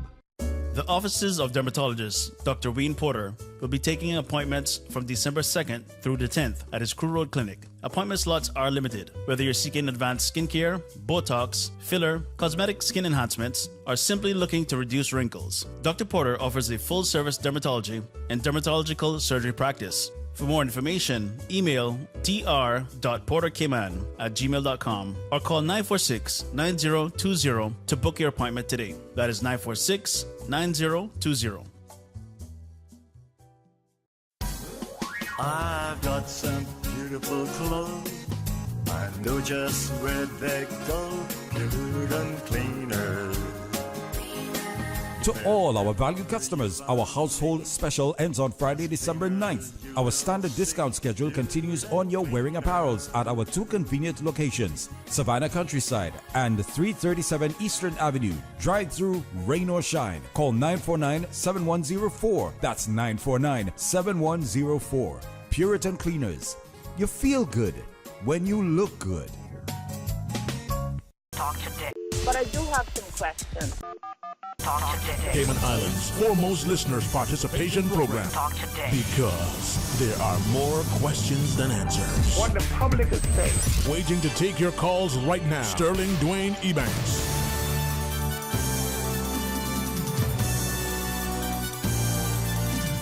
Hey, good afternoon and welcome back. Thanks for joining us. Thanks for your calls, and especially thanks to our wonderful caller online who is gracious not only for her input but for her company. But thank you for holding on. And as you say, we're not going nowhere, right? No, we ain't going nowhere. Well, our song is "We're Not Going Home." Well, after 2 years. But not right now. Not right now, huh? I'm on Radio Cayman time right now. It's going to be school time. Well, you know what? We appreciate you sharing with us as you do. But as I was listening, and I just quickly during the break had a chance to go back and was reading something that someone sent, and I asked a question. I'm waiting for a response. Hopefully we'll get it. But it was in reference to something we were talking about, primarily probably what I had said, in that us as people, as a society, we always, in many cases, asking more, according to governments, more government services. So that means more money that they have to find to provide new services or pay for existing services. More policing, more policing presence. But what about us again? I mean, I would prefer, and I'm not saying that this is how it should be or how it can be, but I would prefer to be responsible for each other and not have to waste money on one thing if that money can be spent on something better. So, can we do more for each other? Of course. The rest of the world is doing it. We just laid back here and everybody's getting all they can get from government in their capacity, and all of these non-profit organizations. Even though I have one, but I haven't done it in the last 2 years because my sister died on Christmas night, and I just can't get back in the grip of doing it. But I still hand up when I can if someone call on me. But we just a non-profit organization, island, and everything is government,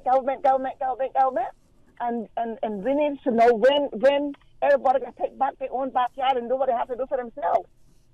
Well, this is what I'm glad you referenced that. So, looking at this message, right, and looking at something on I guess on the news across the space, what we're seeing increasingly is a growing need for housing, for food, and there are a lot of things that are happening, and yet are we, when we're looking at the international news, or the news in general, are we oblivious to what is really happening?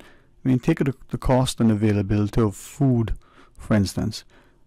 Are we even paying attention to the potential impact that that's having, not just on how much money we're spending to be able to buy the food, but maybe the food that we're buying isn't available? This person just sent something to me that wanted me to read, but I can't open it for some reason, so I'm asking to send it back. And I not, in my mind, the very best, I multitask. I like to pay attention when someone's talking. I feel always it's disrespectful, but you expected to balance multiple platforms at one time. But the gist of what was being shared was the idea that we look at the cost of certain foods, we look at the availability, and I wonder where we are in this country with understanding that we could be at great risk to our security, our stability, not just the food. Yeah, we are, and it's going to get worse. It's going to get worse because when that recession came onto the full bloom, you can see them down the road running and hollering, "Oh Lord, I can't get this no more. Lord, I can't get on no more. I ain't got no money. Or yakety yak, yakety yak. We need to learn to come together and learn to do that Cayman sharing again. We got too many selfish people amongst us. And I don't care who's listening. And the very Caymanians has become very selfish when they come in and sharing. They rather make a loaf of bread spoil than call a friend or call a neighbor that got children that are there playing and say, guys, you want, tell your mama to come here. I have this loaf of bread here and we're not eating it now. You want to make some sandwiches to get some semen or for breakfast tomorrow morning? The bread is still good and yakety yak, yakety yak. No, they throw it in the garbage. But I'm excited for the chickens. I really appreciate you saying that, because that's part of what this person has sent me is saying. But by the same token, the person reminds us that many of us didn't use this word, but I'll use it, see if it's appropriate. We're too proud to accept it. If someone comes and offers us that half a loaf of bread, or say, I baked something I want to share with you, will we accept it, or will we say, well, who do you think I am? I bet you Hurricane, I want to accepting it. All right. So with that then, right, you talked about when this recession hits us full blown. Is it a concern, and is it why we're hearing increasingly from different quarters that we need to increase the capacity of our policing effort? People are going to run rampant, they're losing their houses, there's no food. So in order to keep law and order, we need to make sure we got more and trained more personnel. Police officers and more firemen. Yeah, they're going to need them because they're going to be burning buildings down. But why? What's the point of that? I mean, if that's the expectation, then we don't really have much of a future, do we? Sterling, with this 100,000 people that they still want on this still 76 mile island, I don't want it to happen, but something will break loose. Something has to break loose, because the majority of these people, God forgive me for saying it, that is here, they doesn't want to go back home.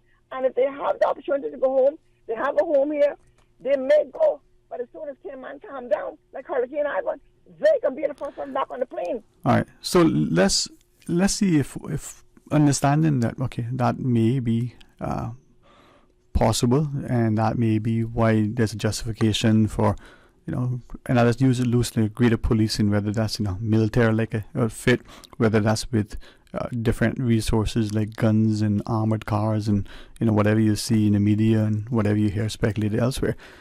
But what if we were to recognize that things could get harder, and let's come together? We have a lot of churches, we have a great sense of giving within our community. People are very charitable.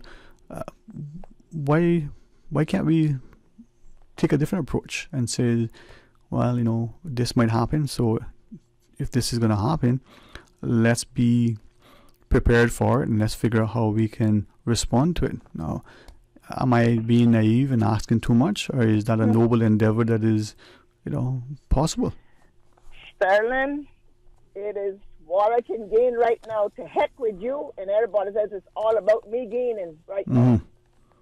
So I'm going to gain, and I don't care who's around me, don't gain. Because if you're going to the grocery store, and you're there at the door to open, and you open that door, and someone jump across you opening that door, you know how embarrassing that is, and you don't want to keep your mouth shut? You imagine if you were to get a food shortage in this island? If you can't mind it, they get into the store, what the force of them got to do?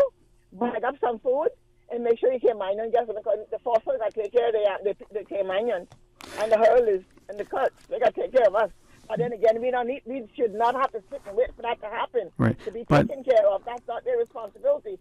But they will help. Okay. They will help. But we all live here, right? And picking up on what you said, bagging up. We recognize that in Cayman, there is, whether it's called a food pantry at the church or at the service club, or whether it's the food bank. Sorry, Starling. Yes, ma'am. Sorry, honey. You ever try crossing one of them on a Saturday? See the line outside? Yeah, well, okay. Thank you for reminding me. We understand that in Cayman, there are a lot of people who are accessing, for whatever reason, dire need for maybe it's to complement what they have, whatever the reasons, right? Some of us don't need something, but we get it just in case, or if we can get it from here, we don't need to spend it from there. Different reasons. But we also see that's happening in the UK, in the US. People who otherwise, when you look at them, they're sharply dressed, they're driving cars, they're still going to food banks, right? Some don't have sufficient employment, some have just lost their jobs, different reasons. And this isn't just last year or the year before, it's continuing to this year. So if that need is there something else that is unfolding in our societies that is potentially creating that situation? And if so, how do we address it? How do we address it? Mm-hmm. Good question, huh? Well, yeah, we need Yes, well. more than me and you Mm-hmm. to answer that question. Because as long as we are divided, we're not going to have the answers to a lot of these questions that me and you and a few others have. Mm-hmm. We need to come together. And spelling is not a matter of sitting on your doorstep and Friday to give me $25. It's not nothing like that, Right. It is absolutely nothing like that. No. But I think that we got lost in the sense of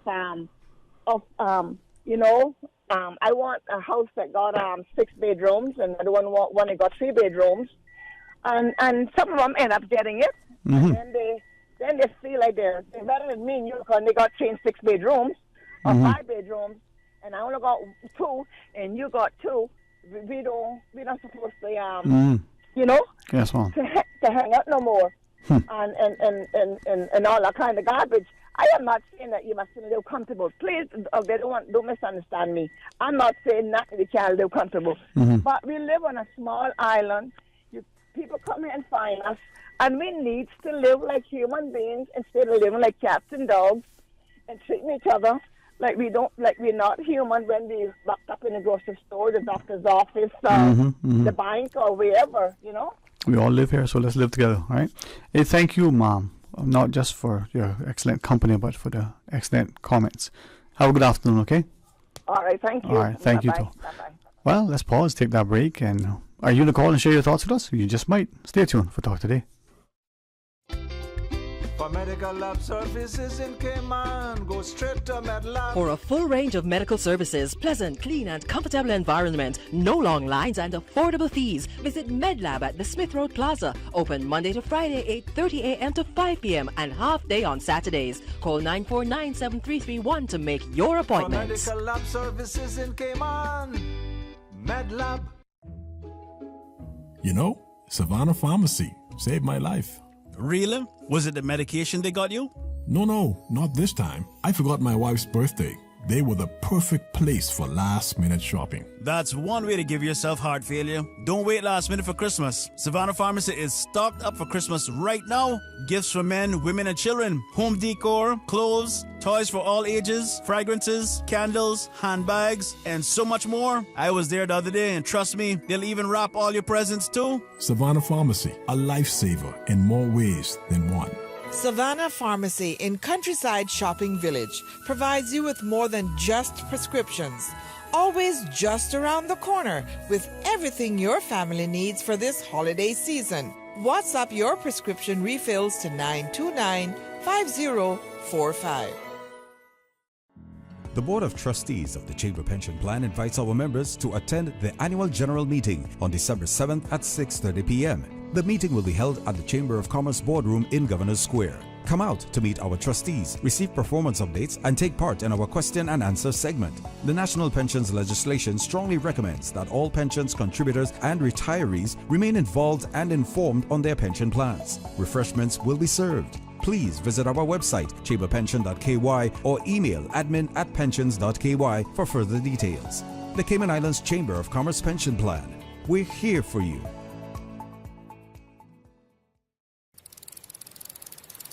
Let me tell you something. I've been fishing our island since I was a boy, and it's getting harder and harder to get a good catch. Maybe it's because there are so many more people in Cayman than ever before. Maybe it's because of how the climate is changing. I don't know about that, but I do know that I want to be able to keep fishing and teach my children to fish one day as well. So it makes sense to me that we have certain areas and certain times of the year to fish for certain things. It feels unfair not to be allowed to fish where my dad had taught me to fish, but I know that being patient now means we can keep fishing for many more generations. We're all in this together, right? For more info, download the Cayman DOE app or visit doe.ky. But I do have some questions.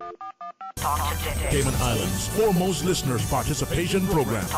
Because there are more questions than answers. What the public is saying. Waiting to take your calls right now. Sterling Dwayne Ebanks. Hey, good afternoon and welcome back, and thank you very much for joining us. It is open line as we go straight to the phones. Hey, good afternoon, welcome, thanks for calling. Good afternoon. See that? The country with some wonderful leaders and great people. Thank you too for joining us, Mom. How are you? I am very blessed. And that, thank God for his health. Yeah? Yes, we have to. Okay. I was listening to your last caller, and some of the points he made, I very much agree with him, but some I do not. The drivers are never going to take responsibility as long as they are pressured and stressed. The biggest problem that we have right now that's causing the traffic problem is overpopulation. No one wants to address that. No one wants to admit it. And everybody will be beaten up on me for saying it, but I'll keep saying it.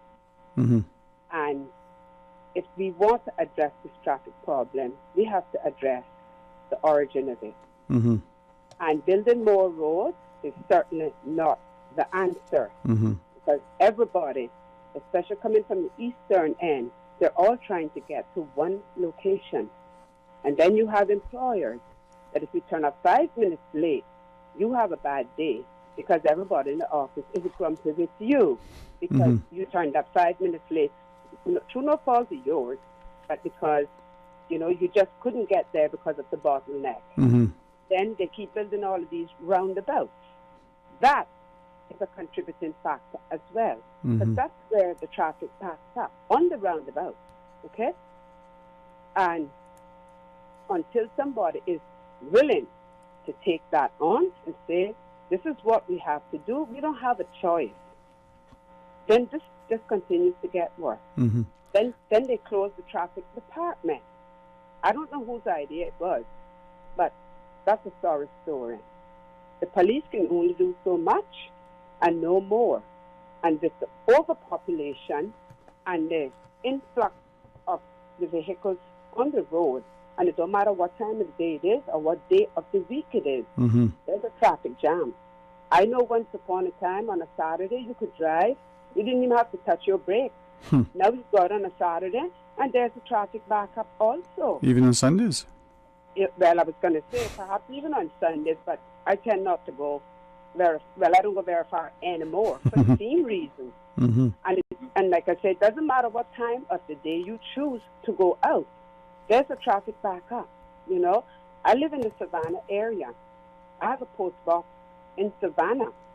I don't even have a turning lane to get to my post box. So I choose a time when I figure the morning traffic has gone or the afternoon traffic hasn't started to come up yet, and certainly not during lunchtime. And what I can tell you is I might as well have go out there 6 o'clock in the morning and join that traffic coming from east. Wow. Because, the traffic is just as bad, There are many... And I'm going 2 minutes away from where I live. And I appreciate what you're sharing and the emphasis on the increased population, right? But there are many who, increasingly we've heard about banning cars, restricting cars and car ownership. Would you care to weigh in whether you think that would be a solution? It could be a solution. It would be a solution, but you're going to have to be bold about it. Like I said, no exceptions. It doesn't matter where you're coming from or what you're coming here to do. It should be made very clear. 1 car per family. Do what Bermuda did. They did it a long, long time ago because the same thing happened to them. But when you do that, you have to have a reliable public transport system put in place. Whether it's buses or a ferry system. And, like I said, no exceptions. 1 car per family. I don't care if your family owns 6 cars. Only 1 car should leave the yard in the morning or in the evening, or at least between the peak hours, you know? Mm-hmm. But then you can't police that. So the only way to police it is make sure 1 car per household. But again, how is that fair to Caymanians? How is that fair to us? Like I said, nobody's going to like what I say, but I'm going to say it again. The problem is the overpopulation. Mm-hmm. And if a family of 5 comes here, everybody has a car. Even before they reach, their car is here waiting. And then you have, you know, we know of the big car dealers. I say the big ones, and I'm not going to say the licensed ones, but perhaps the others are licensed as well. But I don't think I'll get in trouble for saying this. Like, for example, Vamp Motors, Chevrolet place there, car sit and so on. If the cars were only being bought through those outlets, perhaps you could even monitor them. But then you have every Tom, Dick and Harry who got side business selling cars, and nobody's monitoring that. So the only solution I see to this, like I said, we have to curb population. It's out of hand, very much out of hand. How do we address that? I mean, because you are saying, I've got 4 individuals saying, you know, your comments are great. It's too many people. We need to, you know, do something with the population. But what do we do? How do we address that? Like I say, it's going to take someone in the government to grow a spine and say this is what has to be done. They're going to put a moratorium on permanent residents and on the grant of Cayman status for 10 to 15 years. And then when work permits come due, do not renew them. That way, the people will be leaving in a timely fashion. Nobody's going to tell me these jobs cannot be filled by Caymanians. With the amount of Caymanians we have here out of work, they can all fill those jobs. They used to do it once upon a time. And at that time, our Caymanians were not even going to university, but yet they filled the jobs. And we didn't have an overpopulation problem. You could drive from East End to Georgetown in the morning, drop your children to school, and still get to work on time and have half an hour on your hands. I saw some people in the parking lot putting on their makeup or, you know, just listening to the music or whatever, just 10 minutes before starting time. Then they got out and they walked into the building. And I can speak from experience here that when you stress people out, and I'm speaking about employers now, that they don't seem to understand that they can wake up at 7 o'clock or 7:30 in the morning, wash their face and throw on their suit and come to work and be on time. We live a different lifestyle. Our culture is very different. When we have to get up at 4 o'clock in the morning to be on the road at 6 o'clock, fighting the traffic, trying to get to Georgetown to drop your children to school, and then get to work before 8:30. And all along, all you're thinking about is, oh God, I can't get late. My boss can be hollering at me. My boss can be vexed with me. You know, they can put this on my evaluation, blah, blah, blah.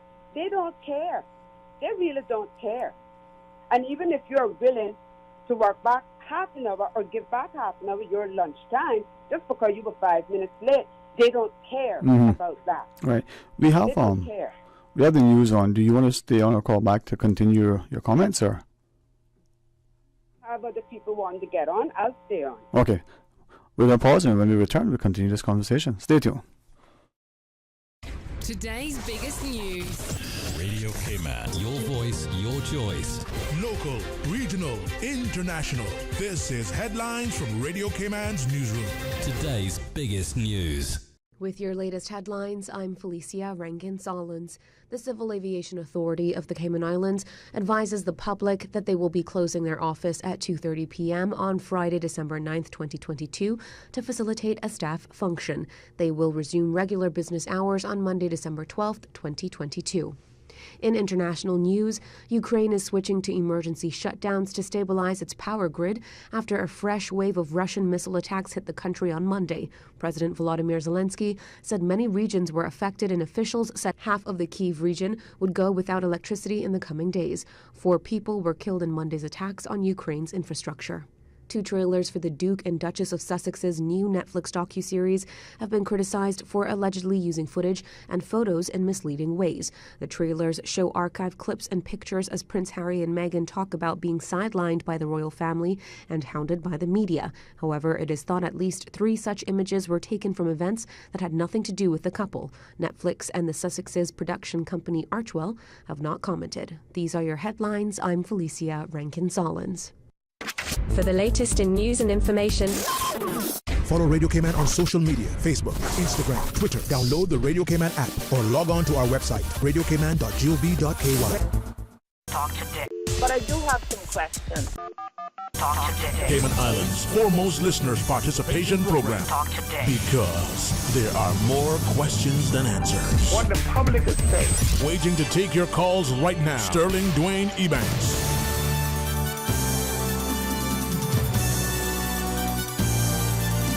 Hey, good afternoon and welcome back, and thank you so much for joining us, and certainly appreciate the opportunity to continue this conversation.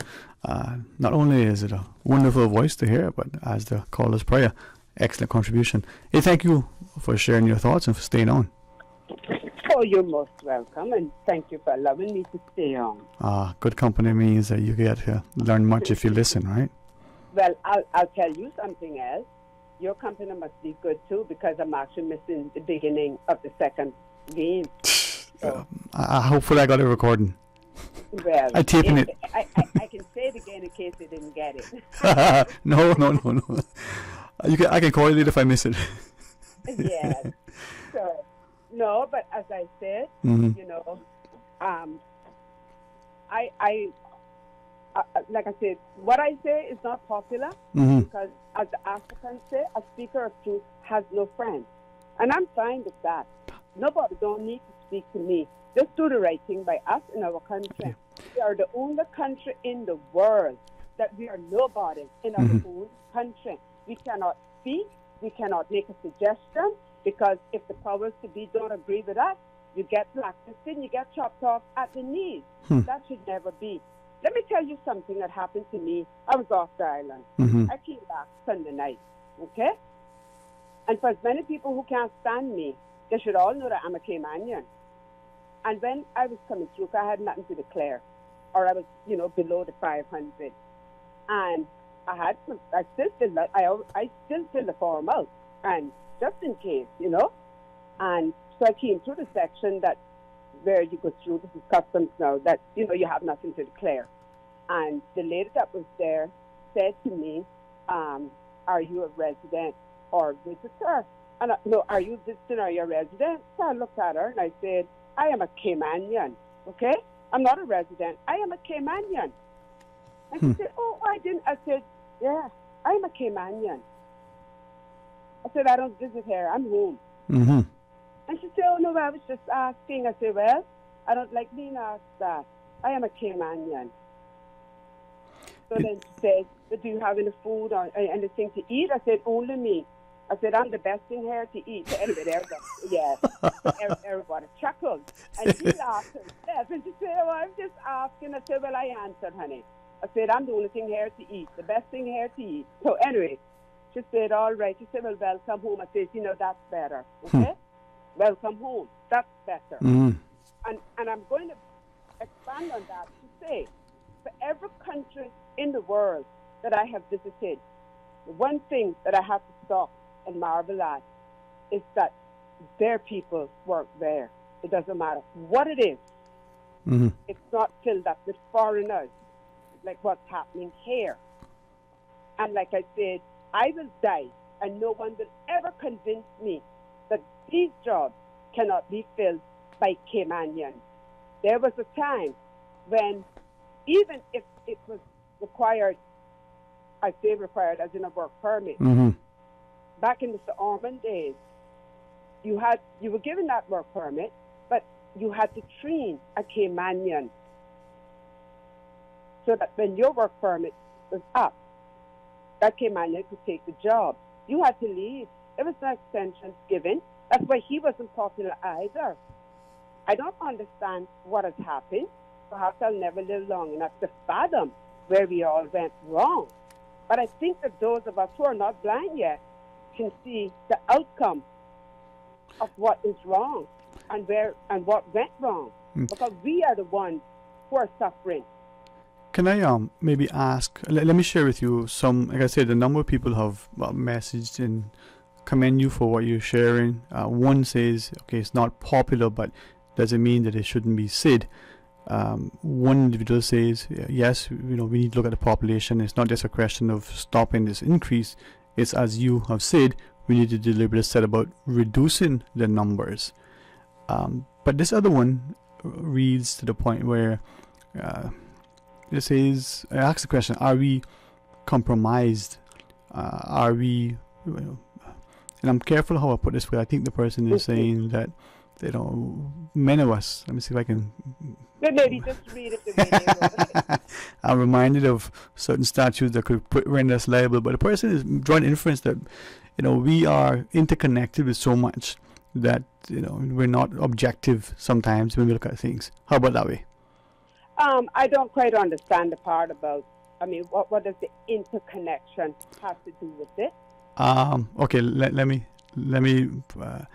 the person makes reference and allegations to how many of us, Caymanians is the emphasis, how not only through marriage or through association or through promotion or through other things that we no longer can speak objectively to certain things because, it would be almost as if now we're speaking against ourselves. Well, you know what I have to say about that? Mm-hmm. I'm a very mixed person, very mixed family, but I pledge my allegiance to Cayman. Okay. Home is where the heart is. And that is my advice to that person in case they're confused. I'm not sure what their question really is. Yeah. That's not an excuse to be used because, again, I'm going to go to other countries. Mm-hmm. Let us take the USA, for example. They marry other people, and when they go to apply for their green card, they don't necessarily get it. And it's not like the United States cannot accommodate one more person. We have to think in terms of our land map. We are destroying our natural resources to build residential to accommodate and encourage this overpopulation. We cannot be any bigger unless they're planning to build another island somewhere out in the ocean so that we can go and live, that we have rights, and we can speak without offending the majority because we are now the minority. This is something that has to be seriously thought about, looked at, and remedied. 30 years of, beat up on your gums about it, that just don't cut it. But do you think... We have a young generation who have now taken on a whole different attitude about this. Mm-hmm. And I'm going to say something. Mm-hmm. Crime rides in on poverty. And when people are oppressed, and then they're pauperized in their own countries, there is crime on the back of it. Yeah. Do you think that we have more individuals like you who willing to speak the truth, stand and be held accountable, has the integrity and, as that US President talked about, the audacity to hope? Do we think we have more like you? I don't know, but I would certainly hope so. Yeah. See, I'm encouraged, right? Certainly hope so. The other day, hopefully we've all in this country seen it and been inspired as parents to be proud as our community. The young student, Chad Powell Jr., his contribution within the UK House of Commons as part of the Youth Parliament. Parliamentary speech? Yes, ma'am. Yes, I listened to that. Yeah. A very impassioned plea. I was so proud of him. Yeah. He spoke, and I think as Caymanians we could recognize and relate to what he said, the way he said it, how it resounded with us. Mm-hmm. But I wonder what we're doing, and I'm very much encouraged by what you were saying. And as you were sharing, I was thinking about his comments. I was thinking about the media reports that people in the hospitality and in the construction sector saying we're having a problem finding accommodation for our workers. But what about the rest of us that work here, who've been here all along, whether Caymanian or not, having the same issues and have been saying it for a long time that it's becoming not only expensive, but there isn't much available. But then what about, as you shared, future generations of Caymanians who wouldn't mind owning, their own property, who were probably inspired, instructed, and expected by their families that, this is a goal, whether it's a realizable goal, whether it's a realistic goal, but if that was the ethos, I mean, how many of us, our dream was to own our own place, right? Well, that was the Caymanian way. I was just going to say, yes, ma'am. I don't think it's much difference between mine and your age. I would venture to say we're from the same era. I think I'm a little bit older than you. You look a lot younger than me. Well, anyway, I thank you. Yes, ma'am. I stopped at 28. I don't know where you are. 27. So you're a year older than me. Okay. So back in our day, our dream was you finished school, you either went off to university or you got a job. And then your goal was to then own your own home, whether your family had land to give you or whether you had to purchase that land. That dream is gone. They can't even purchase a home, but order land. That's gone because everything has been outpriced. The Caymanians have been outpriced in every area. All of that needs to be looked at. But I can't say enough, and I cannot emphasize this enough. Just like Jamaica say, Jamaica is for Jamaicans. Bahamas say, Bahamas is for Bahamians. Turks and Caicos say, this is for we. You're not from ya. Okay? But then let us say, you are welcome to visit, but we don't have anywhere to accommodate you. So please enjoy your stay. But, and as I listen to you, there are a number of things in there that, unfortunately for many of us, we're not stopping to do what you do to break it down, right? There are a lot of foreign nationals, as you have recognized and repeated, many times publicly, who love this country, who have a great respect. And because of what they say, it encourages us as Caymanians to take greater pride. But are there enough Caymanians like you who are willing to speak out, stand up and say, we need to take pride, we need to take interest, we need to ensure that what is happening brings value now and for generations? Well, as I said, I don't know. I certainly hope so. But I can also say, while a lot of them still speak privately at home or perhaps when they run into the bank or the supermarket, but the way that they use their voice, which is not working, they use it at the polls. They go and select people hoping that they will speak for them or they will ask for them. And that is not working either. So my advice to anyone, know who you're voting for. Do your homework. And not because somebody's nice and smiley with you, does it mean it's the right person to represent you. And most of all, represent your country. Protect your country. Protect what we have left. Right. There's not much left. And I just want to make this clear. I am not anti-foreigner, okay? I enjoy meeting people from all over the world. I've learned a lot just by meeting people, sitting and talking to them. But one thing that every one of them have in common is that they don't want outsiders coming into their country. And they make that very clear. And even if you come, they only want you to come and visit and leave. Even if you're married to one of their nationals, they see it that you've taken up a chair that could have been filled by one of them. And they're not bashful about saying that. And these are countries that Cayman could fit in and get lost and nobody would know we're there. And more, like I said, most importantly, we have to bear in mind, we are 22 miles at our longest point, 8 miles wide at our widest point. How many more people can we accommodate here? I am very upset and saddened. Every time I go into the hotel, there are no Caymanians. We have people from all walks of life. how are you going to sell the Cayman product when you don't know it? And most of all, you don't even care about it. You're here to make a salary. Right. You're here to improve your life. You are not here to improve, sell, market, or enhance my country. Mm-hmm. I can share something with you. I had some friends visit from Australia, and they were staying at that hotel down the road there, the one right behind, what's the building called, the Falls or something like that? Yeah. Uh-huh. Okay, so they called me one day and said that they wanted to do an island tour. And I said, well, go to the front and tell them that's what you'd like to do. And, you know, I'm sure they have brochures and numbers of people that they can just call and they'll pick you up and do the island tour. They called me back and said that they went out front and they had asked, and I had actually taken them to the hotel when they came to the island, so I saw who was working there. No one was a Caymanian. They barely spoke English. Anyway, and they said they were told, oh, no one on the island does that. And they said, okay. They walked across the street to the West End. They asked over there. They were told the same thing.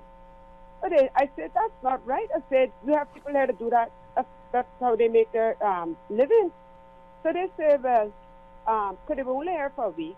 And they said, well, Brenda, would you give us a tour of the island? Would we pay you? I said, I don't know how well I could do with that because, you know, these people do this for a living. They know what the tourists want to see. Now, I can drive you from one end to the other end and perhaps say, well, this is what is here. And, you know, I said, but, you know, I don't mind doing it. And so I did that. And I have to say, I'm not a person that do a lot of driving. Mm-hmm. Or yes, I'm not a tourist. So what would interest a tourist? You know, might not interest me. I'm here looking at it every day. Mm-hmm. So when we were driving, going up to Papagallo way, I kind of got lost. And I said, well, I know Papagallo used to be here. So I kept going. And while I was there, I saw a vehicle parked along the way. It was a van. And I pulled up. I said, I'm going to ask this person if I'm in the right place. And when I pulled up there, this person was wearing their uniform, had their sign on their vehicle. So I pulled up and I said, hi. I said, I wonder if you could help me. I'm looking for Papagallo. He said, the office or the restaurant? I said, oh, either one. He said, well, that's the office over there. That's the restaurant there. And at this time, I noticed the needlework on the shirt. Mm-hmm. And I said, tell me something. Do you do island tour? And he looked at me. He said, that's what I do for a living. And I said, oh, my goodness. I said, I'm so sorry. So I then told him what my friends had been told. And I said, I feel so guilty because, you know, it's like I've taken a job from you. He said, but you don't have to feel guilty. That's not your fault. So as it so happened, he looked at me and he said, I think I know you. And he said, I can't remember your first name, but I know. I said, you're right. Anyway, so I said to him, I said, well, do you do airport trips early in the morning? He said, yes, I do them as well. I said, but could we book you then because they have an early morning flight and you can pick them? He said, yes.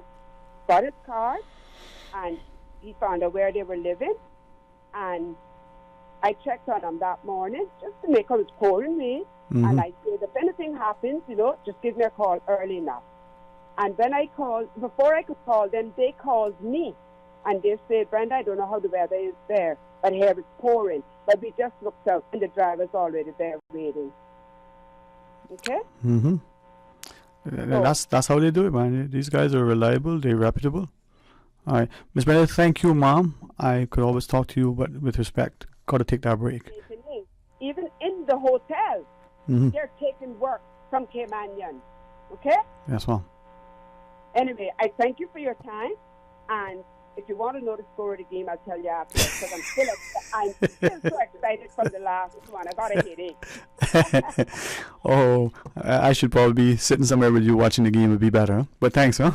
You don't want to sit with me. My daughter says she's ashamed. She said, Mommy, you're embarrassing. I said, darling, sports is in my blood and I just can't help it. You're just a good fan. All right?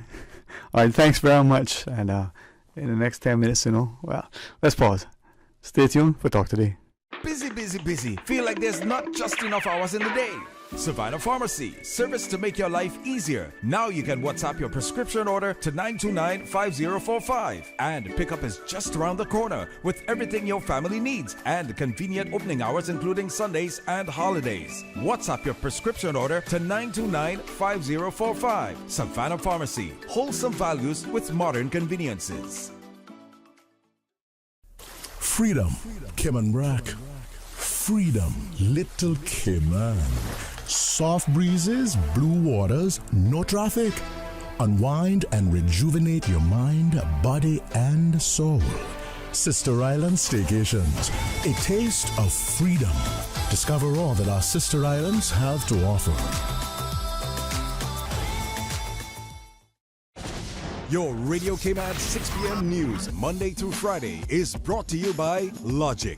Your life connected. Talk today. But I do have some questions. Talk today. Cayman Islands' foremost listeners' participation program. Talk today. Because there are more questions than answers. What the public is saying. Waiting to take your calls right now. Sterling Dwayne Ebanks. Hey, good afternoon. Welcome back.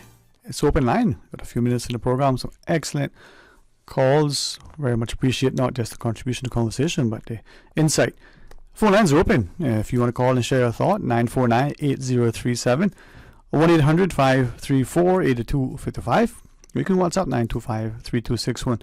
As she might be saying, the young 28-year-old caller just shared from a vast expertise and experience. What are we doing in our country, and are we, as she has shared, willing to ask and tackle the tough issues? The questions are there.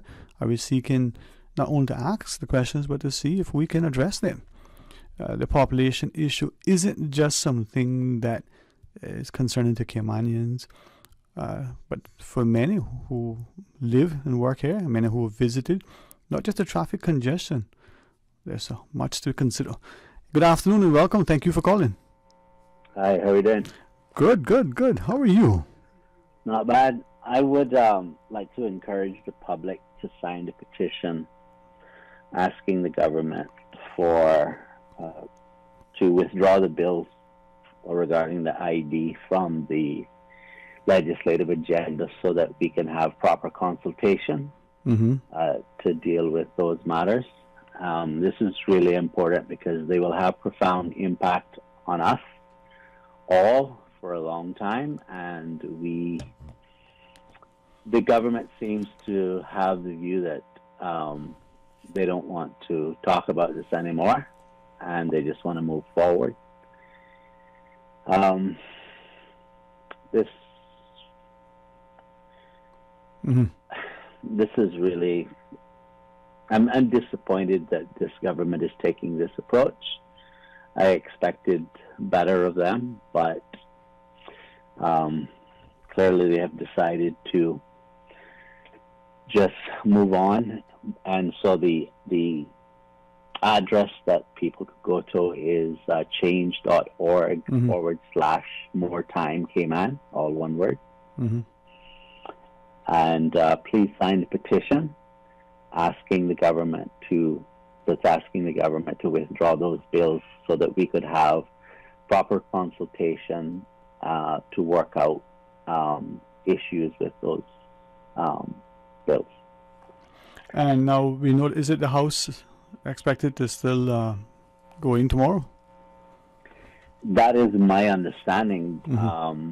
And the sad part about this is that there are other bills that are going before the House that have equally troubling issues with them. I know that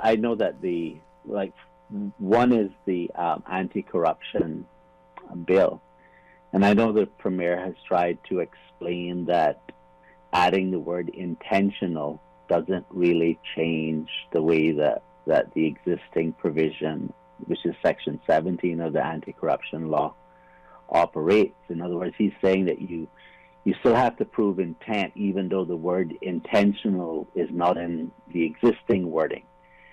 But if that was correct, then why would you need to add the word intentional if it doesn't actually change anything? And so their answer to that is, well, they're just trying to make it easy for the public to understand. The problem I have with that is that this would probably be the first time in history that they've been concerned with us being able to understand the law. And I beg to differ that the existing wording says something completely different. It doesn't say you have to prove intent. And if you want, I'll read it. It says, a public officer or member of the Legislative Assembly who does or directs to be done in abuse of the authority of his office and any arbitrary act prejudicial to the rights of another commits an offense and is liable to a summary conviction to imprisonment for a term of 2 years. What the proposed wording would say is a public officer or member of parliament who intentionally does or directs to be done in abuse of the authority of his or her office, and any arbitrary or prejudicial act prejudicial to the rights of another person commits an offense and is liable on conviction on indictment to imprisonment for a term of 4 years. And so, like, if intentional is meant to be included in the existing wording, why isn't it there right now? And if it isn't there right now, who would have the authority to read into the law and presume that it is there even though it isn't there in the existing law? And as you were sharing that, as you mentioned, there are a number of other amendments, a number of the bills coming before the House that are concerning listener on the contempt of court one as well, you know? Right. There's the contempt of court one, which talks about scandalizing the court. The media, like your station, the newspapers, and the other radio station, need to properly understand how that could be used against them. And do you know how it could be used against you? Honestly, I've looked at it, and I would not want to venture to say that I have a full understanding of it.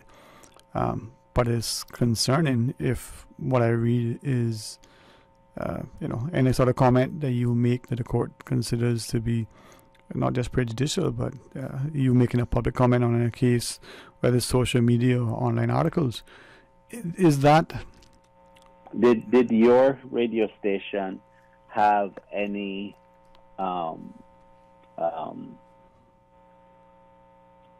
talks about that? Have anyone come on and say exactly what that means, and so that we could understand the full scope of what is meant by those amendments? None of my presence, no. Okay, so bills are just going into the legislative process, and we're not really scrutinizing them to see what they're saying. But isn't that usually what happens in many instances? Is that safe to do?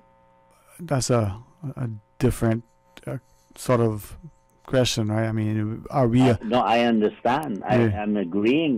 Like normally a lot of times things don't get challenged. But why is it that these things are not being discussed when they have profound impact on us?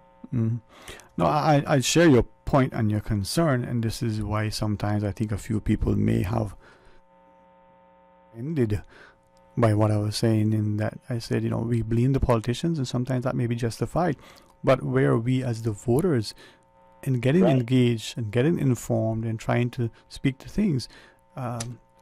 These bills are coming before the House at this time of year. Some would say, good time to bring things if you want little or low attention. Some would say a bad time to bring things if you really want people's engagement because they're so consumed with other things. you decide, what the strategy is and what potentially, could be the motivation. Exactly. I hold the view that they are brought this time of the year for the same reason that articles are released on Friday evening when people are unwinding from work and not really paying attention to those releases. Mm-hmm. And they get lost in the shuffle of stuff over the weekend. This is not good. Well, it really is something to think about, and perhaps this is where, as you and many have tried to encourage us, we need to champion personal and public freedoms and the democracy by becoming involved. Yeah. All right. I thank you for the time, and I hope that people would sign the petition and ask the government to withdraw those. And where is that petition to be found again as you close? It's change.org/More Time Cayman. More Time Cayman, all being all one word. Okay. Hey, thanks very much. I really appreciate you sharing it. So change.org/More Time Cayman. Cool. All right. Thank you, sir. Talk to you very soon. You. Bye. All right. It's a Tuesday, isn't it? Well, in a day that you can get cassava cake is a good day, so maybe today might be just that for you. I know Miss Brenda Cornwall is going to rustle up one for us come Friday. Well, please join me, Stuart. Come tomorrow morning for the record. Come back for Talk Today right after the midday news, and let's enjoy the rest of this day. Let it be productive. Let it be one where, as you make your contribution, you can look in the mirror and be justifiably proud of your actions. Until tomorrow, be blessed. Talk Today is brought to you by Subway, open 24 hours in Countryside, Anderson Square in Georgetown, and Centennial Towers in West Bay. And by the Ministry of District Administration, Tourism and Transport. Explore your history, explore your land, explore your sister islands. MedLab in Smith Road Plaza, your complete medical laboratory solution. Call 949-7331. And Savannah Pharmacy in Countryside Shopping Village, convenient opening hours including Sundays and holidays. Season's greetings, everyone. Paulette here from Radio Cayman 89.9 FM in Grand Cayman and 93.9 Cayman Brac and Little Cayman. My wish for you, our valued listeners, this Christmas is that the season will be filled with special moments with family and friends to bring you joy, memories to last a lifetime, and love to warm your hearts. Merry Christmas! For medical lab services in Cayman, go straight to MedLab. Blood test, x-ray and mammogram, all of that is MedLab. Affordable fees and friendly service, a full professional team. MedLab is always comfortable, MedLab is always clean. For medical lab services in Cayman, MedLab.